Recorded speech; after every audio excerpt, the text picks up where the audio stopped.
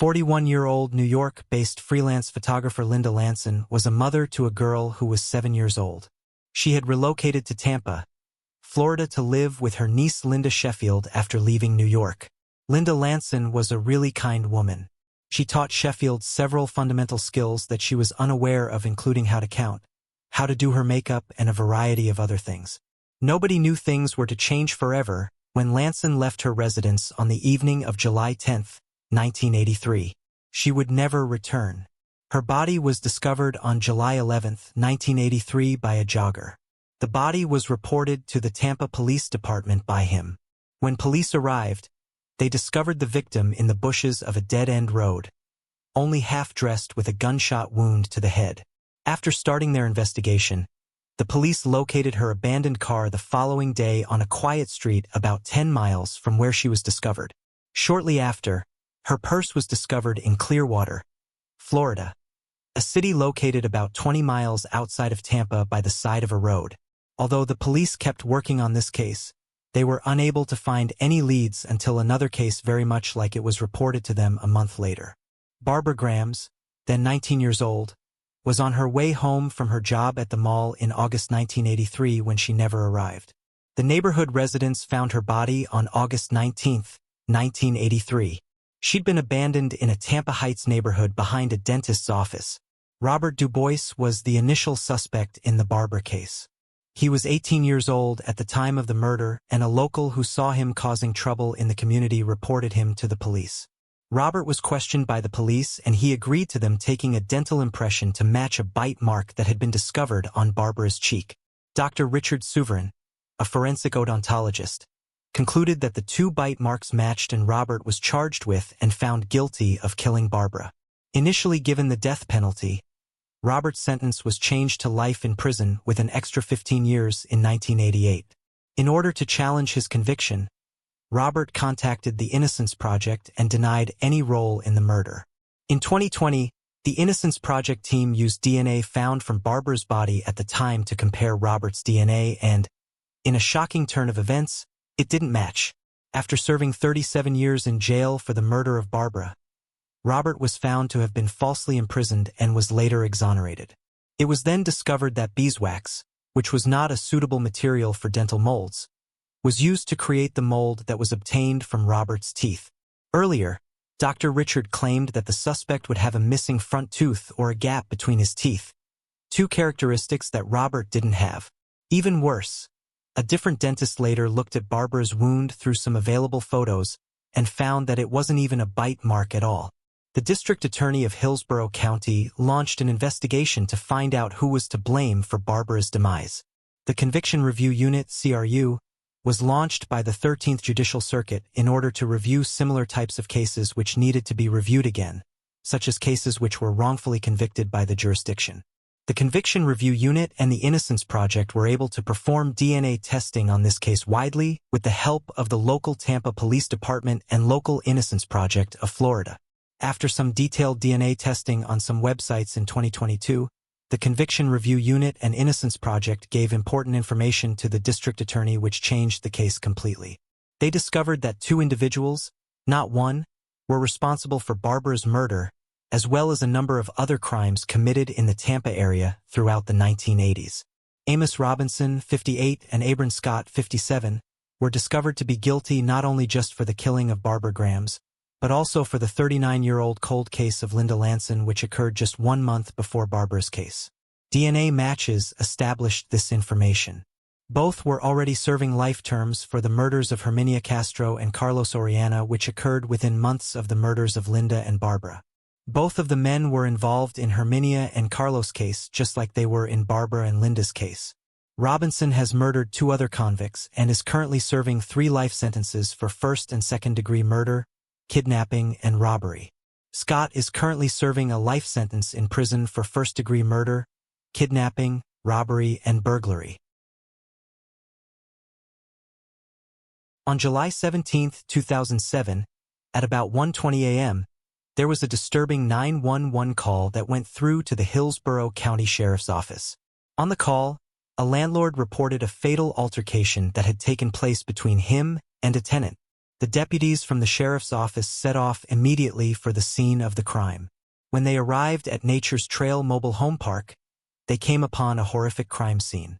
The park was located off Morris Bridge Road at Thanodisasa in Hillsborough County, Florida. The landlord who had made the call was Jonathan Burns, a 43-year-old man who co-owned the park while also living within it. He told the deputies the same story he told the operator on the 911 call, of how he got into a fight with a female tenant and that he killed her in self-defense. He claimed that it was his tenant who attacked him first, and he showed the deputies 2 stab wounds to his abdomen as proof of this claim. He then led the deputies to the scene of the crime, which was outside the trailer of the tenant, Tanya and Ottman. There they found her lifeless body lying on her back and covered in blood. She had 4 stab wounds to her chest and a large laceration across her neck. Deputies found a blood trail in the same area near a dumpster, only about 29 feet away from the dead body. When they followed the blood trail, they found that it ended inside Burns' trailer. When they searched his trailer, they also found the murder weapon, a knife still covered with the blood of the victim. While Toyna's body was taken to the medical examiners for an autopsy, Burns went to the hospital to have his wounds treated.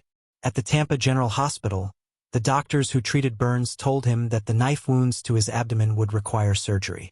They also found that other than the knife wounds, his arms were covered with scratches similar to those that would have been found if someone was defending themselves from an attacker. Tanya's autopsy did not give the detectives much new evidence to work with except for confirming that the cause of death was, in fact, the stab wounds to her chest, as these had pierced her lungs and her heart. From what Burns had told the detectives, it would seem like this case was an open and shut case of self-defense. However, some of the details he gave detectives did not match the evidence they'd found. This raised doubts in their minds as to whether or not he was actually telling the truth. When they tested the blood on the murder weapon, as well as the blood found near the crime scene, both came back as a match for Burns' DNA profile. However, contrary to Burns' story, Burns' blood was not found near Ottman's body and Ottman's blood was not found near the dumpster. Detectives also learned that most of the time Tanya had to use a walker or was in a wheelchair, as she had a disability that made it difficult for her to walk on her own. With this condition, it was doubtful that she would have been able to attack someone on her own, especially with the intent or ability to seriously injure them. At the time, in February 2007, investigators wanted to charge Burns with murder as they were highly suspicious of his claim that he acted in self-defense. However, the state attorney's office concluded that there was insufficient evidence to refute Burns' version of events when they were presented with the case. As detectives did not have any solid evidence to go against Burns' claims at the time, they had to let the case go, and eventually it turned cold. It would remain dormant for another 14 years. Then finally, in 2021, the Hillsborough County Sheriff's Office Cold Case Unit began reviewing the case in the hopes of finding new clues. After taking another close look at all the circumstantial and physical evidence, a detective went to Burns' home on January 14, 2022 to interview him about the events surrounding Toynja's stabbing. When he recounted the details of that dreadful night, Burns gave the detective the same information. He said he had been drinking heavily when he heard Toynja begin to scream at him without any sort of provocation from his side. At first he had only walked to the laundry room to close the door, but then he decided to confront her. He said that when he walked over to her trailer, Toyna punched him hard in the stomach. He said that at that moment he did not notice anything, but soon after he realized he was bleeding and began to panic. Strangely, he also said that Toynja was not armed with any sort of knife or weapon and never took his knife from him, but somehow she managed to stab him. Due to the inconsistent evidence he was providing them, detectives were fairly sure that Burns was lying. However, as they began to plan as to how to build a stronger case, they got an unexpected lucky break.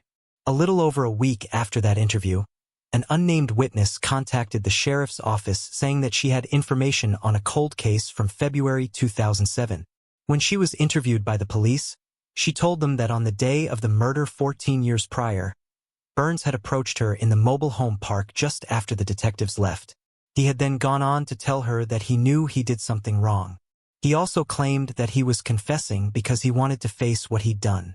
The witness also said that Burns told her he knew Tanya was disabled at the time of her death.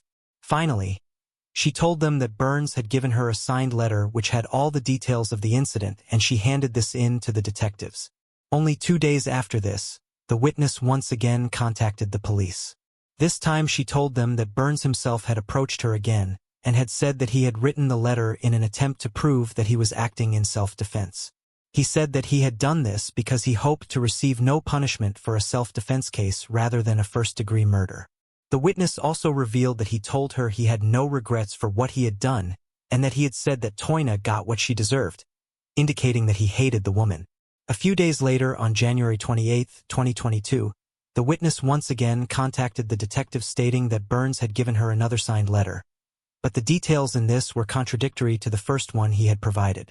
There were differences between this new letter and his verbal descriptions of the event as well. Finally, in February 2022, the detectives were once again contacted by the witness, who told them that Burns had provided her with yet another statement, this time because she confronted him about the contradictions present between his previous letters and verbal accounts. During this confrontation, she told detectives her son had also been present, and they had both asked Burns how he'd been stabbed that day 14 years ago. Burns this time gave them the whole truth. He confessed to the witness and her son that on the day of the murder, he had noticed Tonya when he was walking to the laundry room.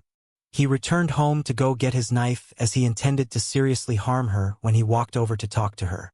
He said an argument broke out between them that led them to fighting over the knife, and when Tonya tried to leave to go home, he stabbed her several times and then cut her throat. After this, to set up the self-defense scenario, he stabbed himself in the stomach twice.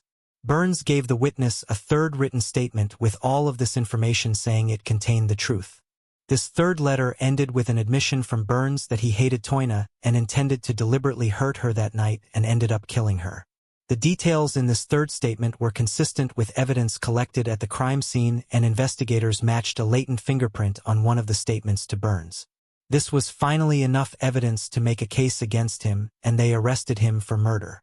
In a statement Burns provided after his arrest, he said, "This was a terrible tragedy that I am responsible for. I wish I could change it."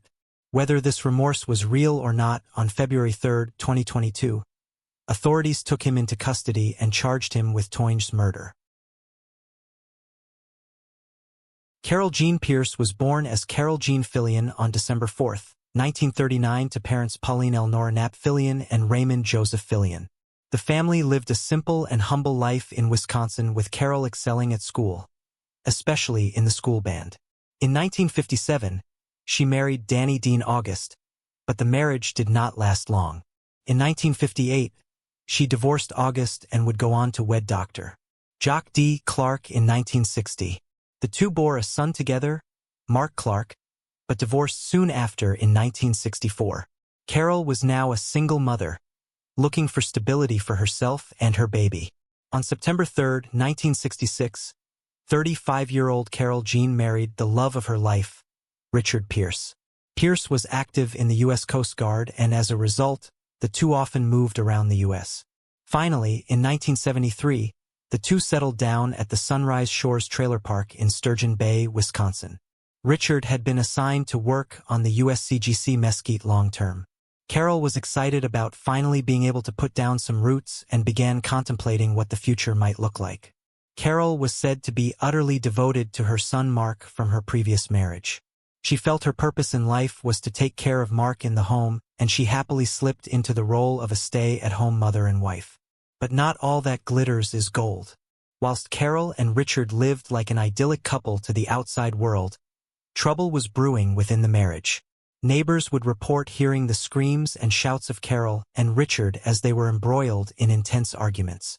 Richard could often be heard belittling Carol, and soon the arguments turned physical.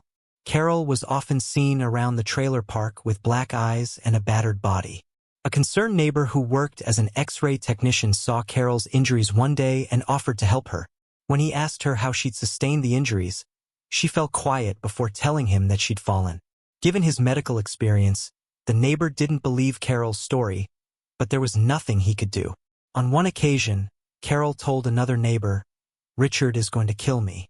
As Carol refused to call the police or press charges, there was nothing anybody at the trailer park could do but watch as Carol slowly lost the battle. The arguments and beatings continued for years, all while Carol worked desperately to maintain a perfect image. Richard was close to retiring from the U.S. Coast Guard, and Carol had been saving away 35 cents at a time in order to buy him a ring as a surprise. The two also entered marriage counseling, which did little to quell the fighting. As part of Richard's retirement, the two had planned to find a fresh start once again and move to Sheboygan, Michigan. Yet, before Carol got the chance to experience farm life, she mysteriously vanished.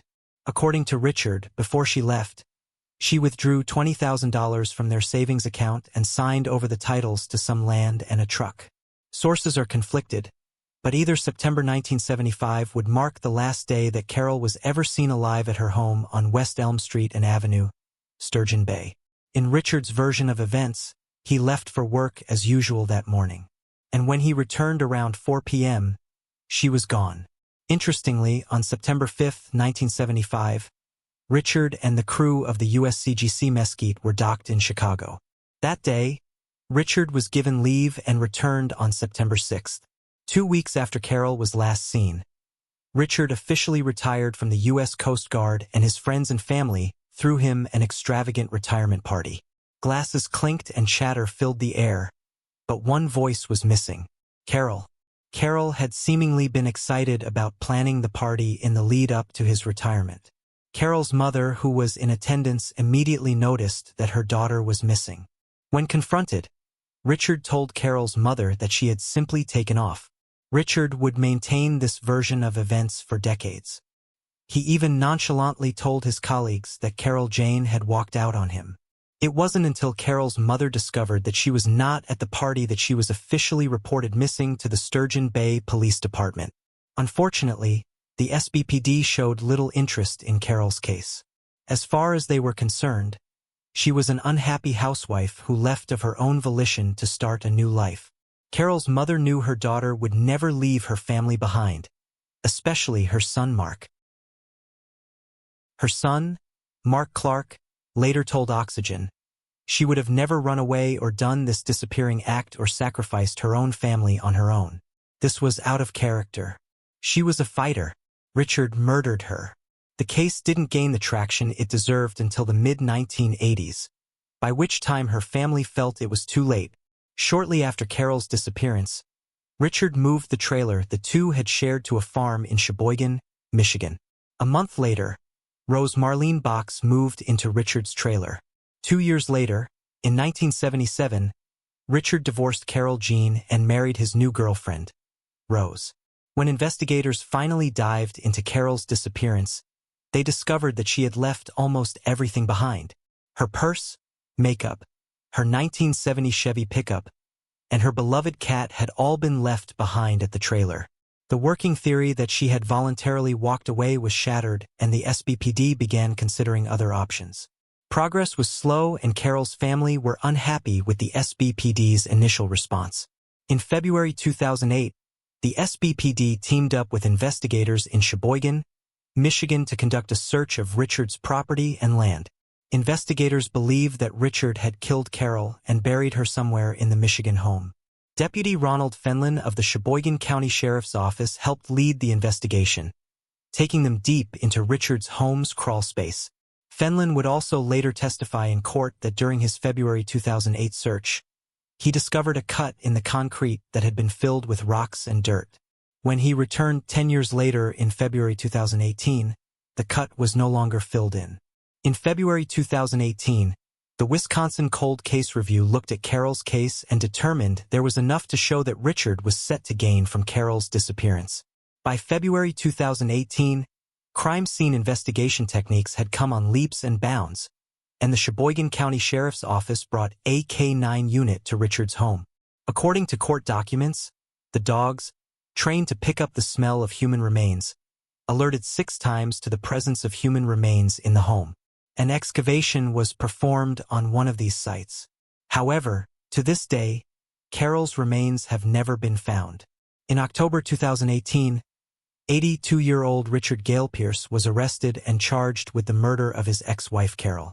The criminal complaint filed by the Door County Circuit Court stated, upon review of this case, the team concluded that the defendant, Richard, gained numerous things based on Carol Jean's disappearance, which included a pension unencumbered by a wife, most of the important belongings of their marriage, land in a home in Michigan, a new girlfriend weeks after Carol Jean's disappearance, as well as the benefit of Carol Jean's silence. In 2022, 86-year-old Richard Gale Pierce appeared at the Door County Court where the defense and prosecution laid out their arguments. Richard's defense argued that they could not prove that he had killed Carol without a body. The prosecution provided evidence from the searches of Richard's home and detailed all the things he stood to gain in Carol Jean's absence.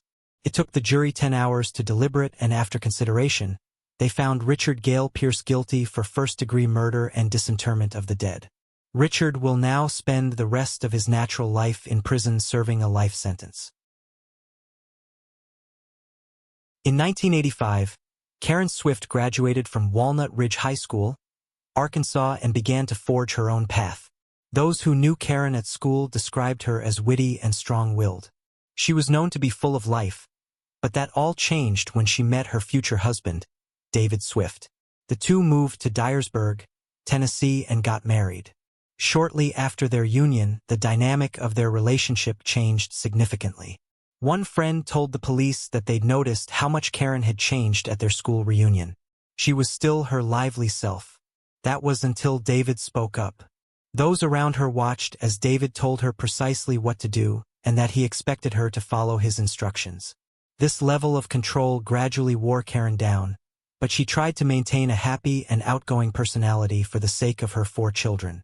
Even though friends had noticed a considerable change in Karen's character, the two stayed together. Karen was known to be a devoted and caring mother to her 4 children, and those around her knew she would never abandon them. So when she disappeared from a Halloween party in February 2011, her friends knew something was wrong. On the evening of October 29, 2011, Karen attended a Halloween party hosted at the Farms Country Club in Dyersburg, Tennessee, with 2 friends, Bill and Kathy Bona. Those in attendance said that Karen seemed normal and there was no indication of what was to come. By 12 a.m., the party had wound down and everyone was ready to head back home to get some rest. It's believed that Karen headed home for a short period of time, as at around 1 a.m., she received a call from her daughter, Ashley. Ashley explained to her mother that she was at a sleepover but didn't feel well and needed her to come and pick her up. Karen swung her car around and headed for the house that Ashley was at. After collecting her daughter, the two returned home and climbed into bed together. According to reports, after around 30 minutes, Karen carried Ashley into her other daughter's room so that she wouldn't have to sleep alone for the night. Karen put her 2 daughters to bed at around 3 a.m., and after that, she vanished into thin air. Her husband, David, is believed to have been the last person in the home to see Karen before she went missing. The next morning, the Swifts awoke and immediately noticed Karen's absence. David turned the entire house upside down looking for his beloved wife. Neighbors confirmed that he went around the estate knocking on doors and shouting Karen's name. Concerned residents crept out of their homes to see what the commotion was, and that was when they learned that Karen had disappeared in the night. Later that day, Karen's 2004 Nissan Murano was found abandoned about a mile away from her home. The car had a flat tire that was caused by a drywall screw. Karen's Halloween costume was still inside, but her purse was missing. These revelations made the knot in David's stomach tighter. And that afternoon, he contacted the Dyer County Sheriff's Office to report his wife missing. The Dyer County Sheriff's Office responded immediately, and the search for Karen began. Investigators began performing a forensic sweep of the home, but found little to no clues. It was almost as if Karen had vanished into thin air. David told investigators that it was common for Karen to leave home to visit friends, but investigators didn't believe she would leave early in the morning to see someone. David became a prime suspect and the search for Karen continued. The Tennessee Bureau of Investigation also joined the search for Karen, deploying officers, dogs, and helicopters to try and find her. Days into the investigation, detectives learned that in the months before her disappearance, 44-year-old Karen was in the process of filing for divorce. It's unclear whether David was aware that he was about to be served with divorce papers, but investigators saw it as a motive to want to get rid of her. The search for Karen would come to a grinding halt on December 10, 2011, when hunters found her body in some bushes in a cemetery in Dyersburg. The discovery rocked the town and people poured into the Swift home to offer their condolences. Karen's cause of death wouldn't be revealed until many years later. The coroner determined that Karen had suffered blunt force trauma to the head and several fractures to her body. The report also noted that Karen was found to be partially clothed, indicating a possible assault. To the outside world, David Swift was a grieving husband who had been left behind with 4 children. But deep down, he was hiding a dark secret.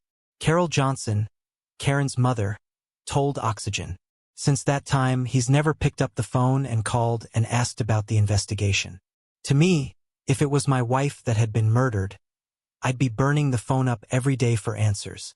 Whilst David maintained his family man persona to the community, the Dyersburg Police Department was making waves in their investigation. The investigation would be slow and multiple searches of David's home were performed without arrest. But finally, in 2022, David Swift was arrested and charged with the murder of his wife, Karen Smith. In the years since Karen's murder, David moved to Birmingham, Alabama, and remarried. He had forged a new life for himself, trying to bury the old one deep in his conscience. The arrest came after the Dyersburg Police Department handed the case over to the District Attorney General's office in 2019. The Dyersburg sheriff told NBC that all of the evidence pointed to David, so it was easy to rule out everyone else as a suspect. They also commented that they believed the jury had made the right decision in charging him with premeditated first-degree murder. David Swift is currently being held without bail by the Jefferson County Sheriff's Office in Birmingham, Alabama, and will be extradited to Tennessee to face the charges. The case against David is currently ongoing, and he's set to appear in court in 2023. If found guilty, David Swift could face a life sentence without parole. On February 14, 2017, the bodies of Abigail Williams and Liberty German were found near the same hiking trail that they had gone missing on the day before. This case takes us to Delphi, Indiana, a small town in Indiana just under 3 square miles in size, and with a population of only around 3,000 people. Abigail Abby Joyce Williams and Liberty Libby Rose German were a pair of best friends from Delphi, Indiana. Abby was born on the June 23, 2003, while Libby was around 6 months older than her, having been born on the December 27, 2002. At the time of their tragic demise, Abby was 13 and Libby was 14 years old.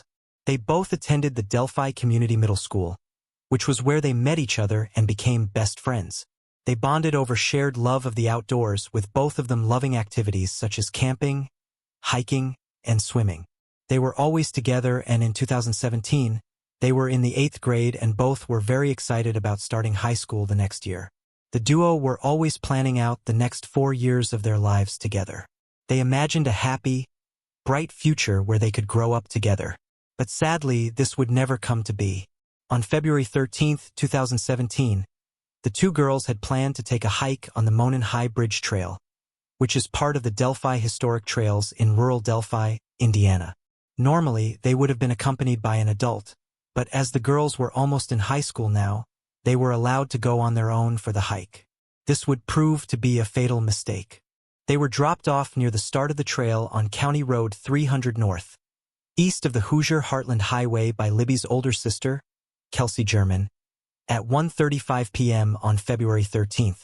The girls were having a fun time to start with, and at 2:07 p.m., Libby posted a video of Abby walking over the bridge. This was the last time either of them was ever heard from. They were supposed to meet Libby's father at 3:15 p.m., but when they did not show up, he knew something was wrong, as he was sure that the girls would never intentionally miss their deadline to meet him. Their families were terrified that something horrible had befallen the two young girls, so they first searched for them on their own. But then, when they could not find a single trace of the two girls, they reported them missing to the police at 5:30 p.m. that day. Initially, authorities did not suspect foul play as the reason for the disappearance, believing it was possible that the two young girls had simply wandered off the hiking trail and gotten lost in the wilderness. However, when the bodies of the two girls were found the next day at noon around half a mile east of the abandoned Monon High Bridge on the north bank of the Deer Creek, everyone's worst fears were realized. Police have still not released details of how the girls were murdered. In fact, very few details were released to the public regarding how and what state the girls were found in. However, one of the details that was released is the fact that there was video recovered from one of the victims' phones that helped police identify the suspect. A still image taken from this video was released in the hopes that someone could identify the killer. A composite sketch was also released to the public. On July 1737, officers distributed a composite sketch of someone who, at the time of the investigation, was sought as a person of interest in the murders. It had apparently been composed by the police from eyewitness accounts of a certain hiker who was seen on the Delphi historic trails on the day that the girls vanished. On April 19, 2019, the Indiana State Police announced a new direction in the case. Superintendent Doug Carter released more materials a few days later in a press conference held on April 22. The new materials included a short video recording in which the blue-jeaned and jacketed suspect is seen walking along the bridge for a little over a second. An updated sketch of the suspect was also unveiled, and an extended version of the audio recording in which a slight rise in the suspect's voice can be detected as he utters the word "guys" before the phrase "down the hill." The updated sketch raised some eyebrows as it appeared to be of a much younger man than the original sketch had been. These clips, when released to the public, brought in a huge number of tips from citizens trying to help. However, investigators were unable to use them to narrow their focus onto any real suspect in the case. The police, however, did find a few suspects over the course of the investigation. One such suspect was a registered offender from Indiana who was arrested in Woodland Park, Colorado in September 2017 and charged with threatening strangers on a monument trail with a hatchet. But in early February 2018, authorities said this suspect was no longer considered an active person of interest in the Delphi murders. Another one of these suspects was Paul Eder, who was wanted for the kidnapping and assault of a 26-year-old woman on June 22 in Tippecanoe County. Police thought it was possible he could be linked to this crime as well, considering his past. On June 27, 2019, Paul was confronted and surrounded by the police, but after a 5-hour standoff, he killed himself to avoid being arrested. 27-year-old Keegan Klein was also a suspect in the case. A man with a number of charges against him, Keegan was a prime suspect for police at the time and was arrested in 2020.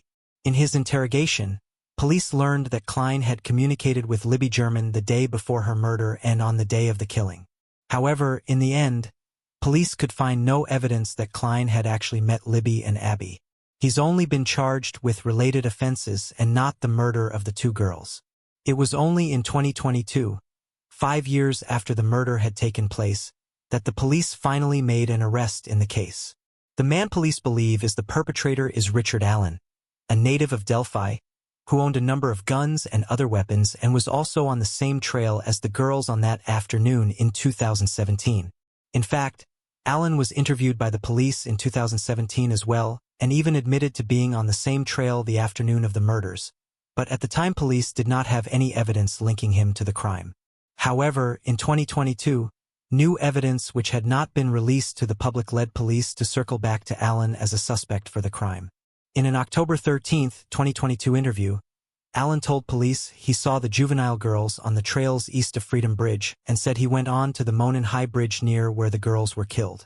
In November of 2022, 50-year-old Allen was arrested and charged with 2 counts of murder. He entered a not guilty plea but will soon face trial to determine his guilt. One of the few pieces of information that was released to the public was the fact that an unspent round was discovered near the bodies of the girls. An unspent bullet is one that has the casing and the projectile still together, and this usually happens if the bullet is faulty or the gun jams while firing. The round that was found near the girls was matched to a .40 caliber gun that Allen owned, placing him at the scene of the crime. Other than this, details about the case remain scarce. We hope the families of the girls get some form of closure from knowing that the man who allegedly took their children from them is now being made to pay the price for his actions.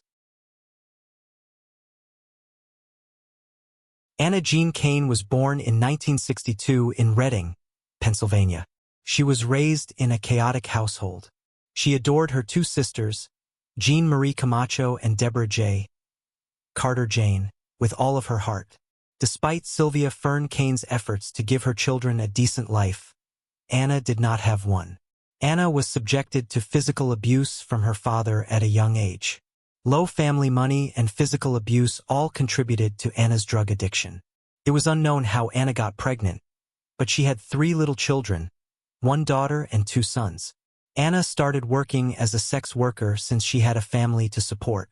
She spent several years working in the Reading region. Anna was by no means a perfect citizen given the lifestyle she led. She was arrested numerous times for performing sexual services and petty theft, but she genuinely cared about her children and wanted them to do better. Anna and her children frequently had to relocate due to her line of work. In 1988, Anna Kane relocated to Birdsboro in Pennsylvania's Berks County and soon found herself struggling to make ends meet. Tamika, the eldest daughter, was 9 years old at the time. After a happy meal on October 22, 1988, Tamika, Anna's eldest child, pleaded with her mother not to leave the house. She was unaware of any impending occurrences. She only had an awful feeling and wished her mother were still nearby. Anna made the decision to go against the pleas of her daughter. She promised her daughter she'd return shortly after going to the supermarket, but instead she went to Reading in search of a client. That evening, when Tamika called her mother, Anna informed her that she was heading home. It was the last time Tamika would ever hear her mother's voice. On October 23, 1988, at around 1 a.m., someone saw Anna in Reading's red light area between Franklin Street and South 6th Street. This was the last time she'd be seen alive. The next morning, a Perry resident was out on his own and came across something strange on the side of the Anteloni Trail in a rural area close to Route 662. He took a closer look and saw that it was a human body. The face was badly bruised, and the person appeared to have been battered and strangled with baling twine. It was a horrifying find. The local man became alarmed and dialed 911. When police arrived on the site, they recognized Anna Jean Kane's body. Although there wasn't much evidence at the scene, Anna's clothing provided DNA samples. The investigators started looking for clues once Anna was brought to the coroner's office for examination. Asphyxiation caused by strangling was identified as the cause of death following the autopsy. According to the report, Anna had already been dead for more than 12 hours when her body was discovered. DNA technology was not as developed back then as it is now. When the DNA extracted from Anna's clothing was examined, it was found to have an indeterminate male profile and no match. Anna's family was devastated and wanted explanations, but there were no hints as to what had occurred that tragic night. When there were initially no suspects in sight, investigators were put in a difficult situation. It was difficult to identify suspects in this case because Anna was constantly exposed to danger due to her line of work. It was also unclear why this murder was committed. A closer look at the body indicated that she had not been sexually assaulted. Therefore, it was clear that it was not even sexually motivated. They speculated that Anna's face might have been injured as a consequence of a struggle between her and her attacker. Although Anna Kane's case did not get much media attention, the Reading Eagle, a local newspaper, published a front-page story seeking information about Anna Jean Kane soon after the murder. Oddly enough, just 15 months later, in February 1990, the newspaper received an anonymous letter from a concerned citizen. This letter contained a lot of details about the murder never released to the public, which led investigators to believe the killer had sent it. Detectives collected DNA from the saliva that was used to seal the letter sent to the newspaper. When it was tested, it matched the DNA found on Anna's clothes, which confirmed their suspicion of the murderer sending the letter. However, since they had no idea who the DNA belonged to, nothing came out of this and the case went cold. DNA technology has greatly improved over time. The Pennsylvania State Police Department transferred the DNA it had extracted from the newspaper letter and Anna Kane's clothing to Parabon Nanolabs in Virginia for DNA profiling after years of working on the unsolved murder of Anna Kane in 2022. A match was eventually discovered by detectives using genetic genealogy. Scott Grimm was identified as the killer of Anna Kane. Later, detectives claimed that they had obtained the murderer's distant relative's DNA. However, they did not specify how they did so. Officials stated that Scott Grimm resided in the same neighborhood in 1988, but they had not yet discovered any connections between Grimm and Anna. At a press conference, Trooper Daniel Womer of the Pennsylvania State Police clarified, "That doesn't mean there wasn't some connection we haven't uncovered yet." Detectives claim that Scott Grimm had never been recognized before because his DNA was not stored in the criminal database in the early 1990s because he'd never been charged with a crime. He had been arrested in the past for harassing a former business partner in February 2002, but his DNA was never collected. Scott Grimm sadly passed away in February 2018 at the age of 58 from natural causes, and so he could never be brought to justice. After waiting for decades, Anna Kane's family could finally get some closure, though they were understandably disappointed that the killer would not face any form of justice. Tamika, now 43, said, "I didn't think I'd see this day, but I had hope. My emotions are all over the place. Happy, sad, and angry." Shannon Lloyd, then 23 years old, was a renter in a Garden Grove house in California in 1987. She was full of adventure even at a young age, having visited numerous U.S. cities. It was common knowledge that she was a self-proclaimed tomboy who had a soft spot for equines. On May 21, 1987, she was found dead in her bathroom. The autopsy revealed that she was sexually assaulted and then strangled to death. The California Police Department failed to find any solid leads into her case. The investigation continued, but the police were constantly failing. They interviewed almost every person who was related to Shannon Lloyd, but didn't receive anything tangible to follow.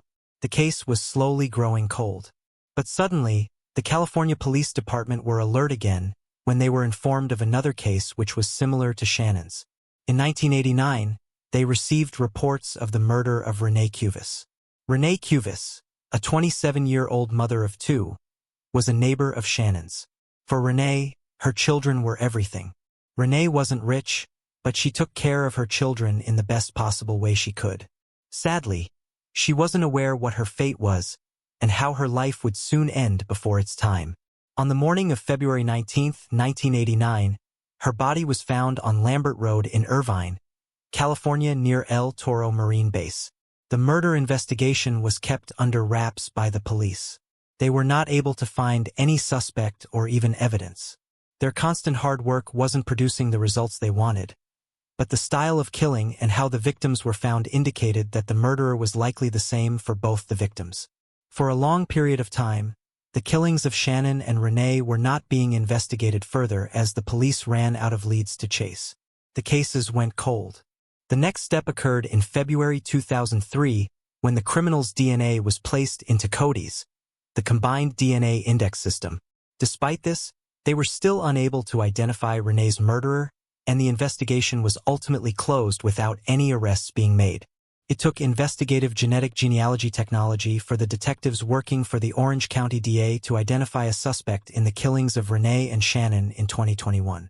He was Reuben Smith. Although he was born in Michigan, Reuben J. Smith spent the 1980s in Orange County, California. He was jailed in 1998 for sexually assaulting and attempting to kill a lady in Las Vegas. After his arrest, he had to give a DNA sample to officials who entered him into a database. By comparing the samples, detectives in the year 2022 were able to positively identify Reuben as the culprit of the crimes against Renee and Shannon.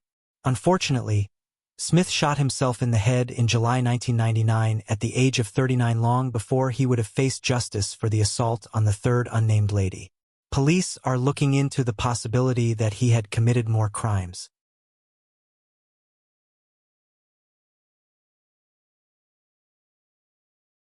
The Backett County Sheriff's Office answered a call from a Colorado farm on June 3, 1988.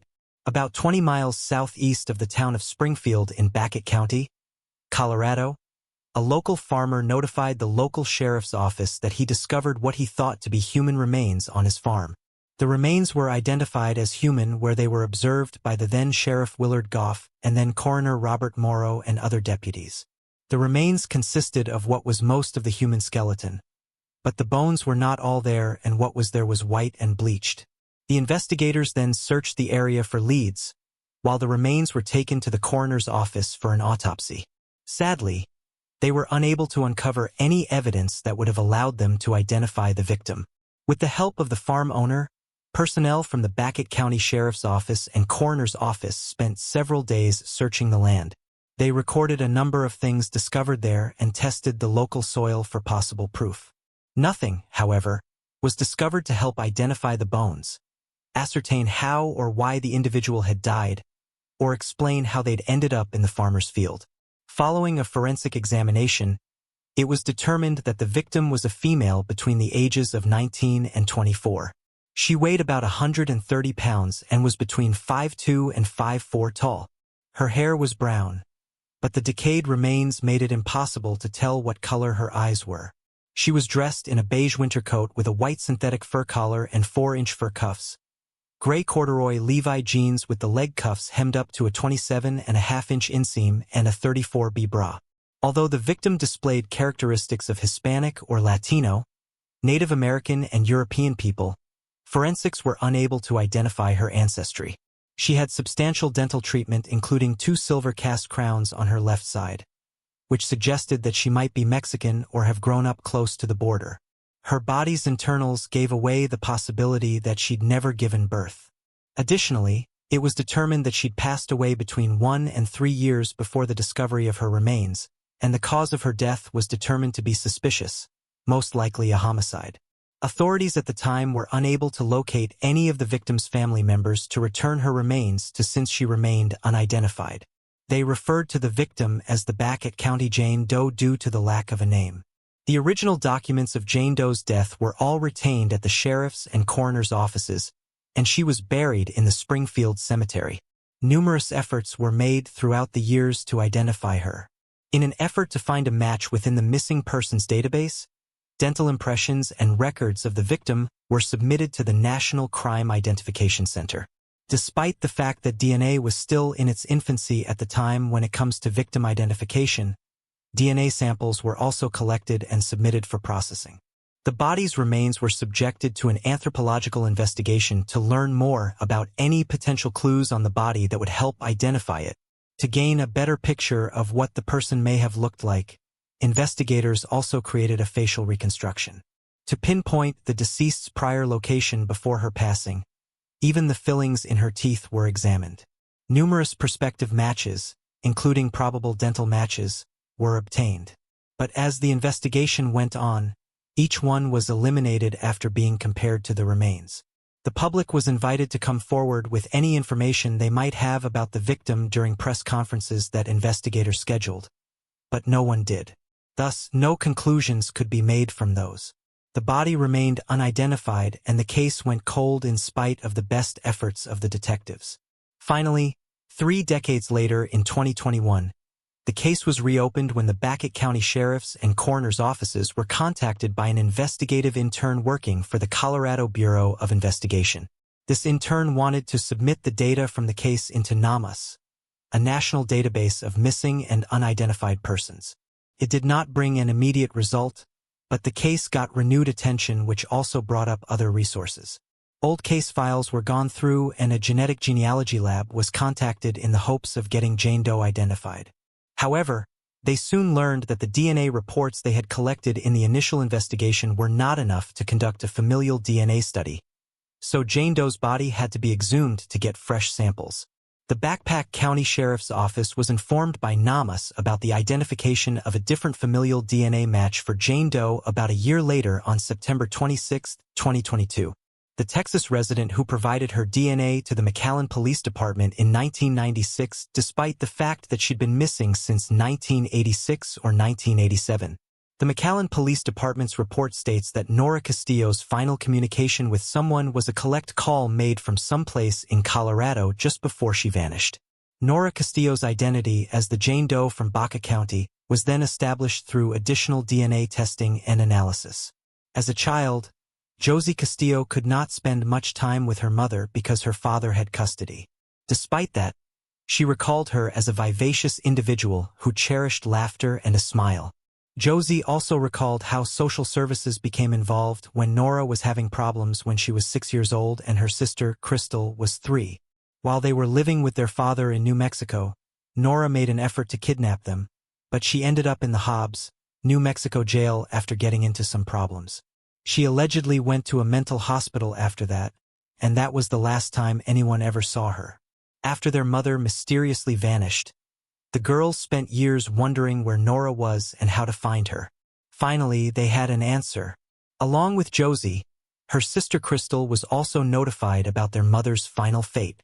Although their hope of ever getting their mother alive was shattered, they were happy to have a sense of closure after all those years of waiting. All this came out of absolutely nowhere, and it's a lot, Crystal stated. Despite seeking answers regarding what led to her mother's untimely demise, Josie said she can now go to sleep at night knowing where her mom is thanks to genetic genealogy. My heart is healing. There's a healing process now, Josie stated. The details of how Nora Elia Castillo died and why she was in Colorado are still under investigation. For now, this case is still being investigated as a potential homicide. The police have asked anyone having information regarding the case to come forward. Heather Ann Wilms was born in Texas in 1984 to Gordon Wilms and Donna Ellis. She was having a good time after studying at O'Connor High School in February 2001 and was going to San Antonio College and Texas Lutheran University for further studies. Amanda, Olivia, Michaela, Jackson, and Jason were her 5 siblings. Many of her siblings admired her, notably Jose Baldomero Flores, whom she and her family referred to as Joe. Heather and Jose met at O'Connor and had remained friends ever since. She frequently invited them to her family's home for dinner. Heather was scheduled to begin her shift as a waitress at Champ's Americana restaurant on February 21, 2005, but she never showed up. Her friends and family attempted to contact her but received no response. Heather's body was discovered inside her home the next morning. Her father and his friends discovered her in the bedroom of her Leon Valley apartment after she'd failed to show up for work the day before. She'd been sexually assaulted and strangled. Her murder left everyone stunned. The family contacted the Leon Valley Police Department to report the horrific discovery. The police reached her home and began their investigation. Their first objective was to get as much information as possible. The police interviewed her friends and family. However, no arrests were made and the police did not even identify a single suspect. Eventually, the case turned cold. 6 years later, the city witnessed another gruesome crime. On March 2, 2011, the city fireman team responded to an apartment fire in San Antonio, Texas. When they arrived and started putting out the fire, they discovered the body of a woman inside the flat. The San Antonio Police Department was contacted by the firefighting teams. Neighbors recognized the lady as 30-year-old Esmeralda Herrera after the police inquiry. She'd been cuffed, sexually assaulted, beaten, and strangled. The police discovered that the fire was deliberately lit to destroy the evidence. However, the attempt failed because not all the evidence was destroyed. A forensic expert discovered unidentified DNA on a beer can in the kitchen as well as hairs and fibers and a bloody shoe print. Later, police discovered that Esmeralda had been conversing with one person on and off throughout the day, a friend called Jose Baldomero Flores, the same individual that had been Heather Wilms' close friend. Esmeralda's acquaintance told authorities that she'd known Jose for nearly a year. Esmeralda had told a friend the day before her death that Jose would be visiting her the next day. The police now had a suspect in the murder of Esmeralda.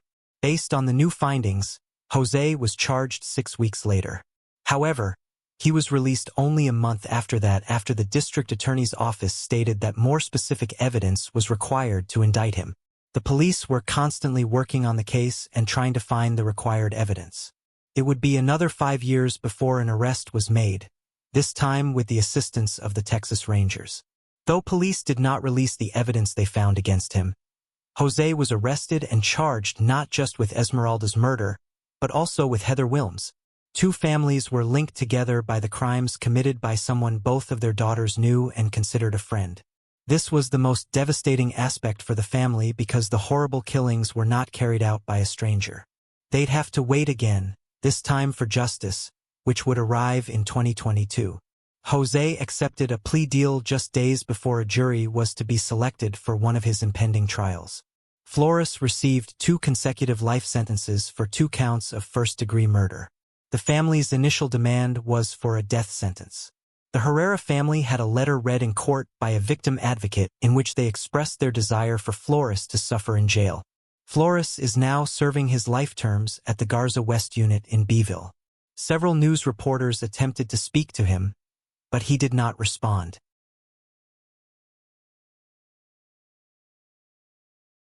On February 26, 1999, a body was found in a forest near a church cemetery in DeKalb County, Georgia. Locals were the first to discover the body and alerted the DeKalb Police Department. The remains were badly decomposed. After the initial investigation, the police were not able to find to whom the body belonged. The autopsy found that the body belonged to an African-American boy between the ages of 5 and 7. He'd also been dead for 3 to 6 months, according to their findings. He was dressed in a plaid blue and white shirt, red denim jeans, and brown Timberland boots. The brand name boots were detailed that became public throughout the years-long search for him. The investigators interviewed some locals, but no one was able to identify the body. Police didn't lose hope as they continued their investigation. Despite the immense efforts of the investigators, they found nothing. The case went cold for over 2 decades. Finally, after 23 years, a phone call changed the case completely and the authorities were able to identify the name of the body, which was released to the media in July 2022. The body was that of William Deshaun Hamilton. The persistence of 2 ladies who, for various reasons, never forgot the child helped to solve the mystery of William's identity. One was Ava, a friend of William's mother, Teresa and Bailey Black, who had formed an unbreakable bond with the youngster. The other was reporter Angeline Hartman, who covered the issue regularly over the years in the hope that someone would come forward and identify him. That happened in May 2020 when Ava, a Charlotte, North Carolina resident, called the National Center for Missing and Exploited Children and CMEC where Hartman worked and said she thought the remains discovered in Georgia were that of William. Her tip assisted investigators in solving the crime. Ava told A&E True Crime that she spent a lot of time with William when he and his mother resided 3 streets away from her in Charlotte. She babysat him daily before and after school for about 4 years and the two got quite close. She remembered him as a youngster who was cheerful, brilliant, and intelligent above his years. A boy who loved to read encyclopedias and was proud of his knowledge of big words. Although his mother was a friend, she was aloof and impatient with William. Eva remarked that she was not a caring or affectionate mother. According to investigators, Black withdrew William from school in Charlotte sometime in December 1998. Black informed Eva that she and her son were relocating to Atlanta, Georgia to be closer to family. Ava recalls saying goodbye to William clearly. She claimed that Black returned to Charlotte later that year but without William. In answer to Ava's increasingly anxious questioning, Black explained her son's absence in a variety of ways. Ava began looking for William after not receiving any responses. She copied Georgia phone numbers she found in phone books at the local public library. She contacted hospitals, police, homeless shelters, social assistance organizations, and transportation terminals. She did it every day, sometimes for hours, occasionally falling asleep surrounded by documents, she said. Ava eventually lost track of Black. Ava was married for 20 years and had 2 daughters. Nevertheless, she never gave up searching for William. She continued to search websites and make phone calls, and her girls grew up as if they too knew the tiny boy their mother had adored. Then one day in May 2020, Ava discovered a facial reconstruction rendering done by NCMEC of the young boy discovered in Georgia in 1999. Meanwhile, Angeline Hartman, the first reporter on the scene when William's bones were discovered, had never stopped doing everything she could to keep the matter in the public eye. Hartman worked as a crime reporter for Atlanta's Wagga TV for 6 years, during which time she extensively covered the case. She departed in February 2005 to work on America's Most Wanted, where she also covered the case. She eventually became the communications director of National Center of Missing and Exploited Children, commonly known as NCMEC, where she continued to ensure that William was not forgotten. Over time, experts generated various facial reconstruction representations of William. Hartman recalls how moving it was to see the first one unveiled in 1999. According to Hartman, the depiction was placed on a mannequin dressed in garments identical to those found with William's bones, including child-sized boots that she could readily envisage cradling tiny feet. NCMEC was also involved in the search for William, publicizing the case on its website and following up on leads. On the 20th anniversary of the boy's discovery, an NCMEC forensic artist prepared a new facial reconstruction representation in February 2019. Simultaneously, Hartman revisited the case in a new 6-episode series on her own podcast, Inside Crime with Angeline Hartman. The following year in 2020, during one of her countless searches, Ava came across Hartman's podcast, which led her to the February 2019 NCMEC rendering where she identified William. When I seen that picture, I just screamed and tears just start because I knew that was him. It was no doubt that was him. With the help of Eva and Hartman, the authorities were not only able to identify William, but his murderer too. It turns out his murderer was his own mother, Teresa and Bailey Black.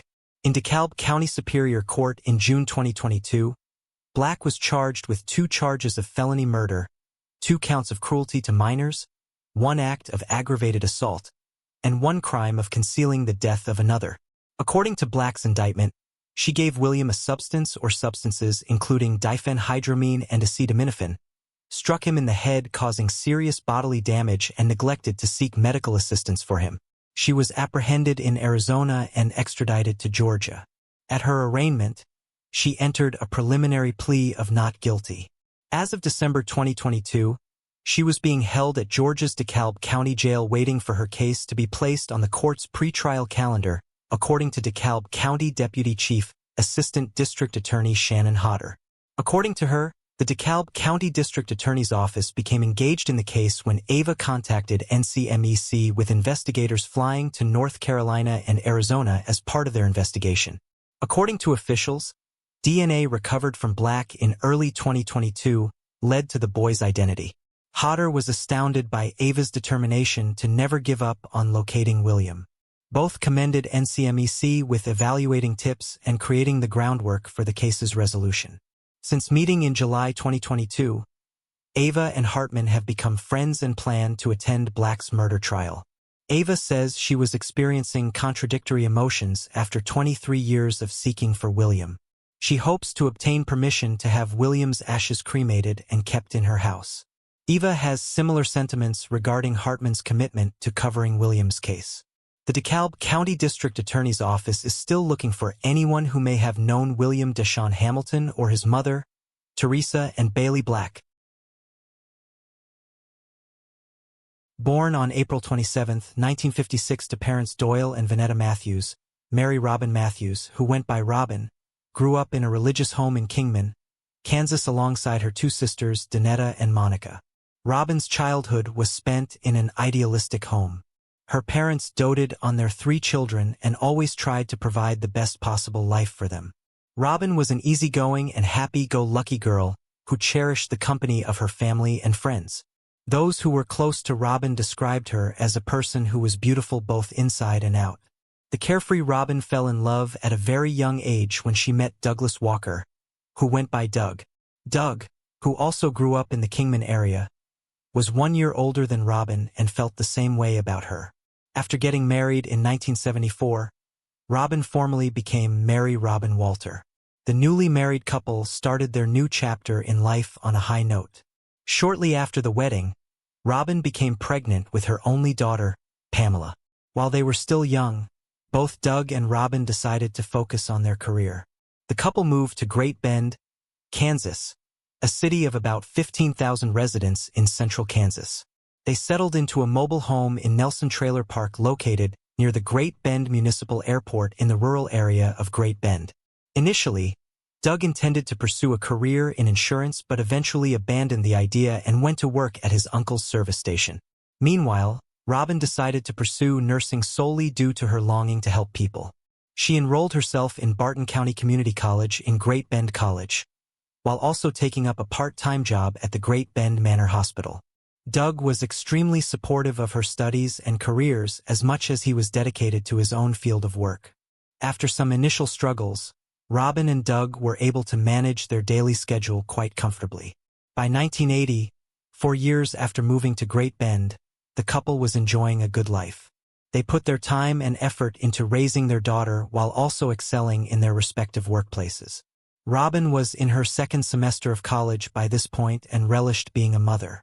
However, Robin's blissful life was about to come to a tragic end. January 24, 1980 started as a regular winter morning for the Walter family when Doug left home for work. Robin was supposed to attend her afternoon nursing class at 1 p.m., but she did not make it there, which was extremely unusual for her. The circumstances got stranger when Robin did not pick up their daughter, the then 5-year-old Pamela, from the babysitter's house at 3 p.m. as per the scheduled appointment. Doug, on the other hand, unaware of anything amiss at home, went to a club with friends after leaving the service station where he worked. The reason for Robin's absence both at her classes and at the babysitter's house would not be revealed until 6:40 p.m. that evening when Doug returned home along with one of his friends. Upon entering the house, both men walked into a scene straight out of a horror movie. 23-year-old Robin was lying motionless on the bed face up in a pool of her own blood. Devastated and heartbroken, Doug immediately called 911 while still numb from the shock of what had happened. It did not take long for the officers from the Barton County Sheriff's Office to arrive at the home. While the body was sent to the medical examiner's office for an autopsy, the officers began combing the house for clues. Inside the home, they found the murder weapon, a .22 caliber pistol which belonged to the Walters. It was concluded that the gun was loaded and emptied twice during the shooting.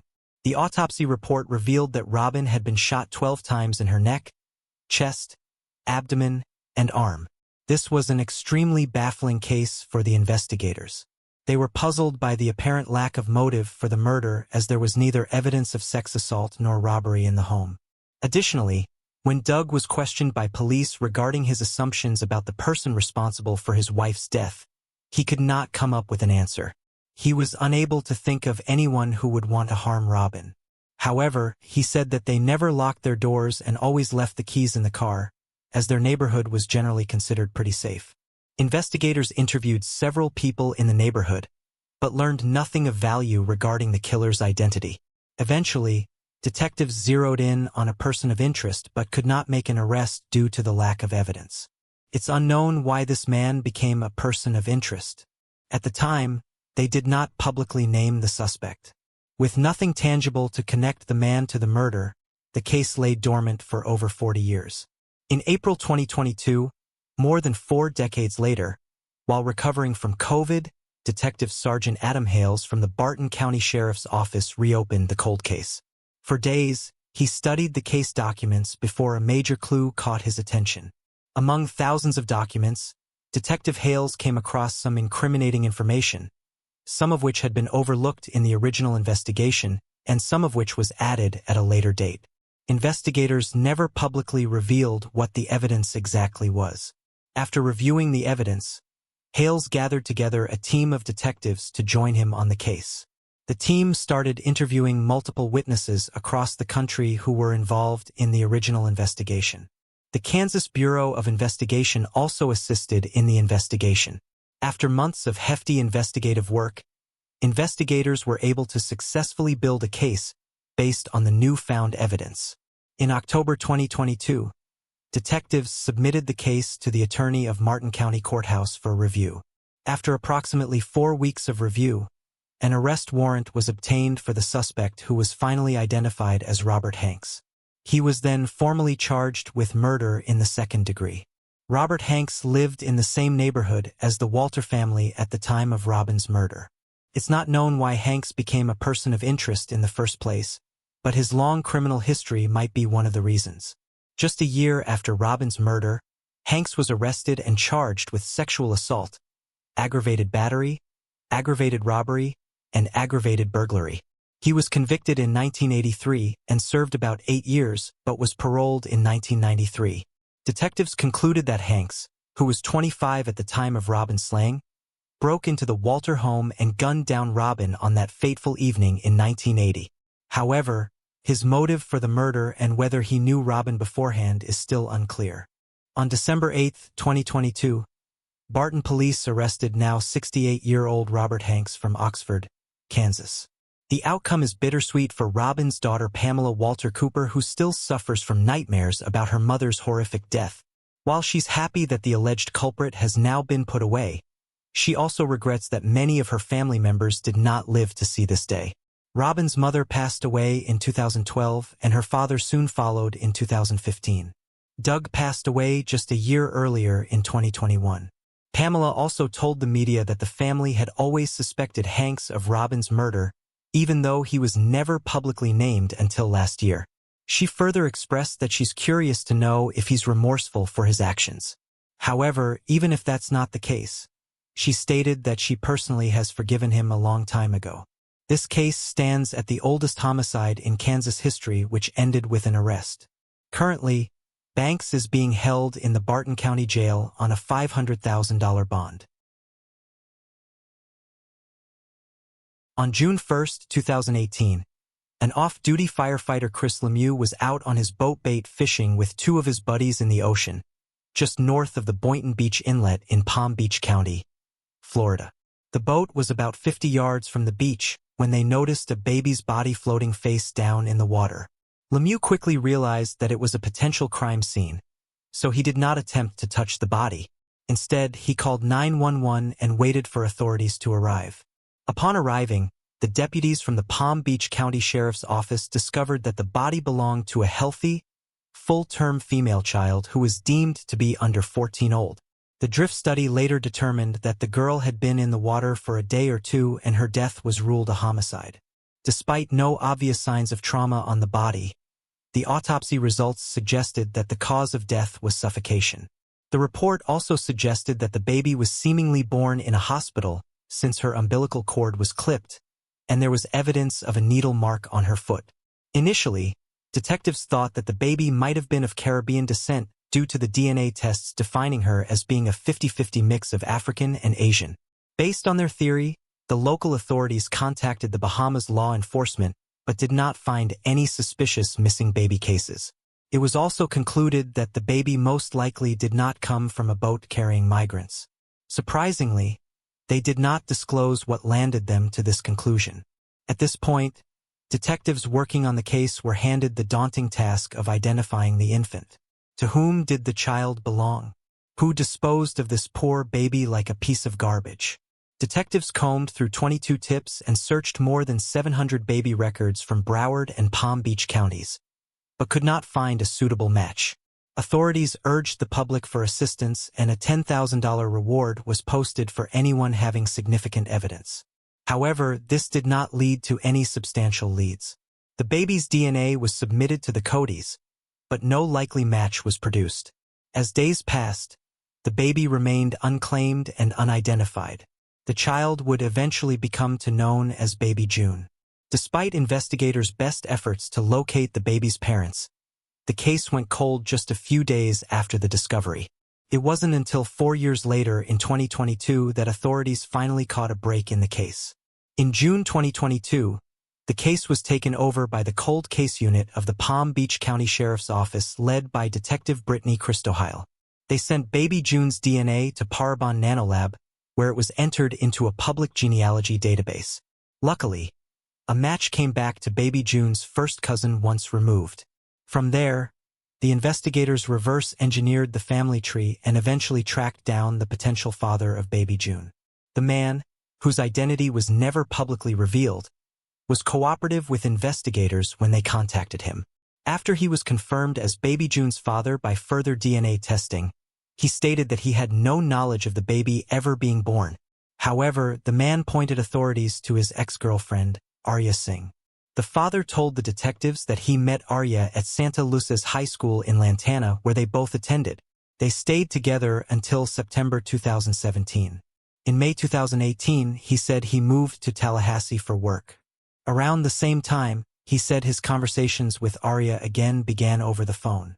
In August-September of 2018, he went to West Palm Beach to attend a concert with her. That's when Arya told him that she'd been pregnant during the February, but took care of it.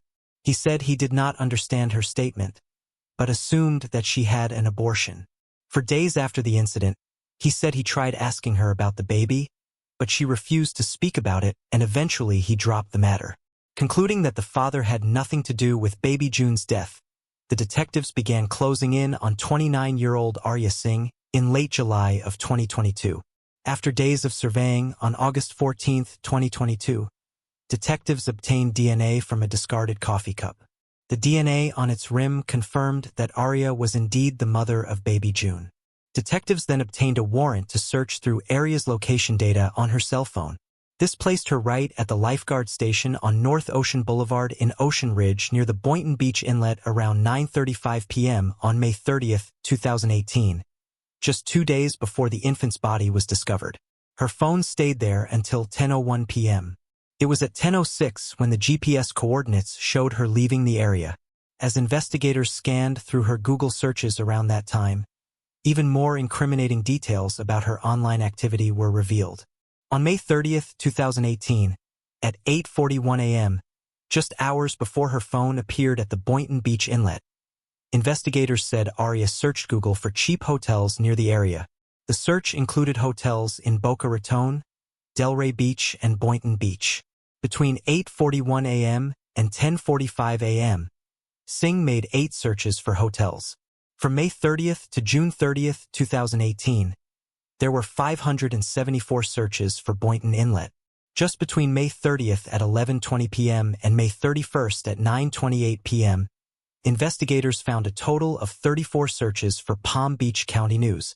She also visited websites related to the Boynton Beach Inlet 27 times. Between June 1st and June 30th, she visited 64 articles about baby June on both local and national websites.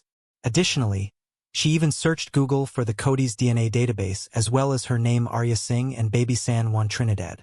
Detectives would later say that some of her family is from Trinidad. In September of 2022, deputies from the Palm Beach County Sheriff's Office finally took Arya Singh into custody. At the time, she was working as a security guard at Lynn University in Boca Raton.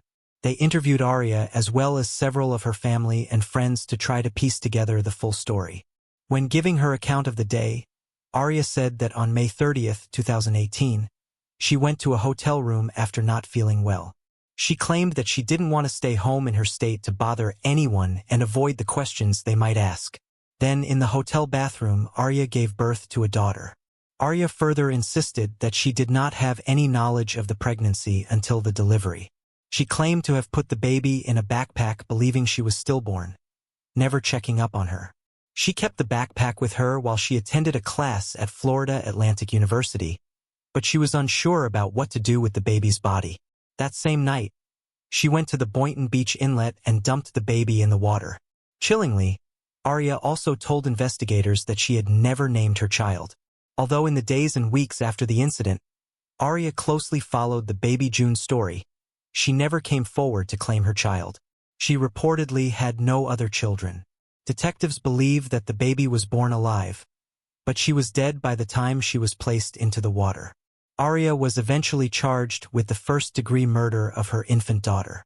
She pleaded not guilty in January of 2023. She's currently being held in Palm Beach County Jail pending trial. If convicted, she could face life in prison or even the death penalty. For 4 decades, John Bamford waited for justice to prevail. When he kissed his wife Evelyn goodbye before leaving for work, little did he think he'd return to a scene that changed his life forever. When he returned, the home he shared with her was cordoned off by police tape while officers searched the surrounding area. Not knowing what was happening, John walked in to find his home in disarray and the bed he once shared with his wife soaked in blood. The only questions were, why did this happen and who could have done this? Our case today takes us to Miramar, Florida. It's the perfect slice of paradise with tropical weather and pristine beaches. The city's motto, Beauty in Progress, has allowed it to maintain its laid-back beach resort charm while still being a progressive urban city. Visitors also get to enjoy a myriad of outdoor activities and soak up the Florida weather at its best. In 1980, Evelyn Marie Fisher Bamford called Miramar home. Born on March 23, 1947, Evelyn was raised alongside her brother Leonard by parents Charles and Ethel. The family lived in Sardis, a small community in the city of Chilliwack, British Columbia. Evelyn and her family were part of the Shackton First Nations tribe. She attended Chilliwack Secondary School and aspired to be a nurse. Her cousin, Stephen Point, described her as the starlight of the family. Evelyn was also a very intelligent young woman. She went on to graduate from the Riverview School of Psychiatric Nursing and began pursuing her career. She was a groundbreaker who paved her own way despite all the obstacles Indigenous people and women in particular faced at the time, said Point. Evelyn began working as a nurse in Vancouver soon after graduating, and it was here she would meet her future husband, John. On a night out with friends in 1969, Evelyn met John, who was a bartender at a local pub in Port Moody, British Columbia. The two had an instant connection. After a year of dating, though, he was offered a job as a beverage manager in the Grand Cayman Islands. The offer was too tempting to pass up, and with Evelyn's blessing, he left to begin his new post. However, the distance became too much, and after 6 months, Evelyn quit her job and joined John. They lived blissfully together for just over a year, but soon Evelyn started to feel the isolation of island living. Evelyn loved John, but she also enjoyed being an independent woman. She found herself needing to return to work, and so she left for Miami. Unable to be without her, John followed her 3 days later, and the couple decided to settle in Miramar, a suburb in Miami. They moved into a newly developed mobile home park called Haven Lake Estates, and it wouldn't be long before they were married. Both John and Evelyn settled into married life and work. They hadn't thought of starting a family just yet, though. After a few years of living alone together, they welcomed into their home a close friend of Evelyn's who had become their new housemate. Together, they lived in blissful harmony. Gene knew he had found his soulmate in Evelyn. "The first time I saw her, I fell for her, you know. She was just great to be around," he said. For almost a decade, the couple would call Lake Haven Estate their home. But it was here their peaceful existence came to a brutal end. On the evening of January 22, 1980, John kissed 32-year-old Evelyn goodbye and headed to work. Their housemate had also left to go out that evening. Evelyn was home alone, nothing out of the ordinary. She went about doing some everyday chores before retiring to bed for the night. She'd recently undergone knee surgery and was still in the process of recovering. At around midnight, her friend returned home. She'd forgotten her key and tried knocking on the door to wake Evelyn. After a while of getting no response, she started to panic. She called the police. When police eventually broke the door to enter the home, they walked into a scene straight out of a horror movie. The house was in disarray and it was deathly silent inside. Police made their way to the back bedroom, and there they found Evelyn. She lay dead in her bed, bludgeoned to death, her blood soaking through the mattress. Autopsy reports later revealed that she'd been brutally raped before being murdered. Investigators discovered a window that had been forced open and surmised that the killer may have gained entry and escaped through the same window. Following the direction of the killer's possible escape route, police discovered that it led to a turnpike that connected to a main road out of the area. Soon after police arrived, crime scene investigators began collecting evidence before Evelyn's body was taken to the mortuary. Her husband John did not receive a call from police after they discovered Evelyn's body. What he recalls was finding police tape stuck across the door and a few police officers canvassing the area. In a daze, he entered the house and discovered the furniture and cushions were out of place. He continued to the bedroom he shared with Evelyn and found half their king-size bed had been soaked through with blood. John would be the first to be questioned. It was normal police procedure to question the spouse in a situation like this, and he was the closest thing she'd had to family, as hers were over 4,000 miles away in Chilliwack. John explained the night's events to investigators leading up to the moment he arrived home to find it had become a crime scene. After he provided an alibi, he was allowed to go home. John continued to be cooperative with police, as he too wanted justice for his wife's murder. Police continued their investigation with the help of John and their friends. They interviewed multiple people and came to the conclusion that neither Evelyn nor John had any enemies that would want to harm either of them. In the meantime, police collected DNA from the crime scene and bagged evidence that they hoped could one day be used to find the killer. Although DNA testing was still in its infancy in the early 1980s, The technology was advancing rapidly. Detectives knew there was a possibility that something could be used at a later date to help pinpoint the culprit. Until then, though, it was going to be a waiting game. With no suspects, a cloud of suspicion loomed over John. When he'd taken Evelyn's body back home to Sardis, many people blamed him for her death, some even going as far as accusing him of her murder. The guilt he'd already been experiencing was compounded by the accusations.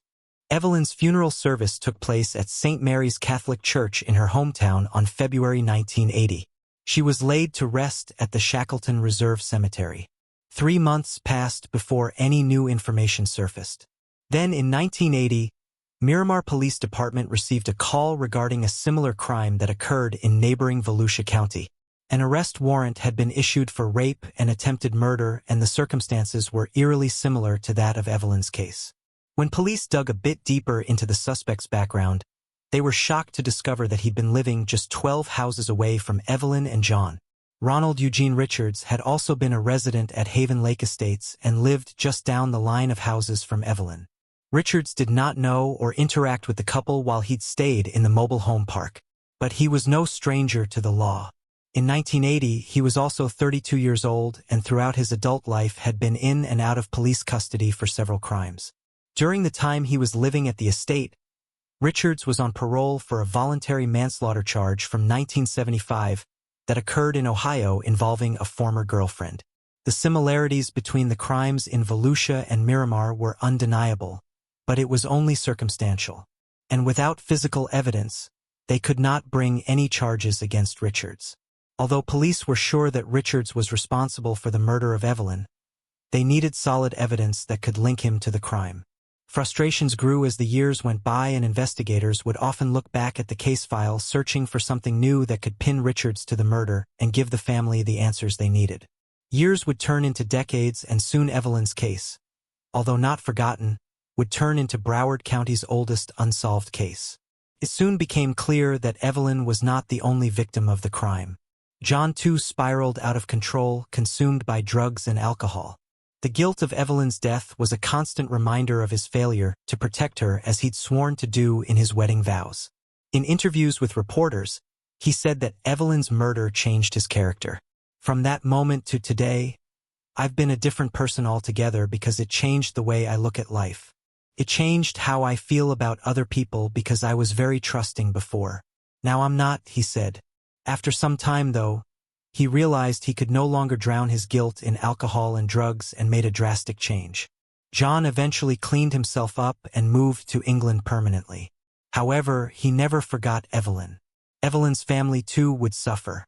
Both her parents, Charles and Ethel, would pass away without knowing the true identity of their daughter's murderer.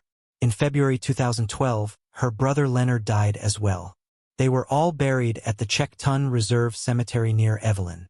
Over the years, advancements in DNA research led to the closure of many cold cases. Detectives who had been working on Evelyn's case periodically retested the evidence they collected in hopes of finding new evidence in her case. When Miramar Police Detective Jonathan Zeller took over the case, he too wanted to solve the mystery that surrounded Evelyn's brutal slaying. He had been a little boy during the height of the investigation, and growing up in Miramar, he always knew the details of the case. Although he had other cases to solve, he was especially drawn to Evelyn's case.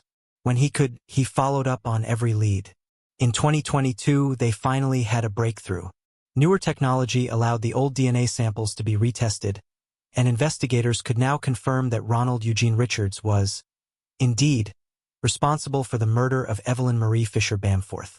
It wasn't hard to find Richards. In 1981, he was charged and found guilty of the rape and attempted murder that occurred in Volusia County in March 1980 and sentenced to 50 years in prison according to the Florida Department of Corrections. However, he was being held on charges for a parole violation in Ohio related to his initial crime in 1975. On November 30, 2022, a grand jury indicted Richards, now age 75, on the charges of sexual battery and murder for allegedly killing Evelyn Marie Fisher Bamforth. He now awaited extradition to Broward County to face charges for Evelyn's murder. Police believe that Richards might possibly be a serial killer and are investigating other cases he may be connected to. Miramar Police Division spokesperson, Tanya Ruse, said they were now one step closer to obtaining justice for Evelyn.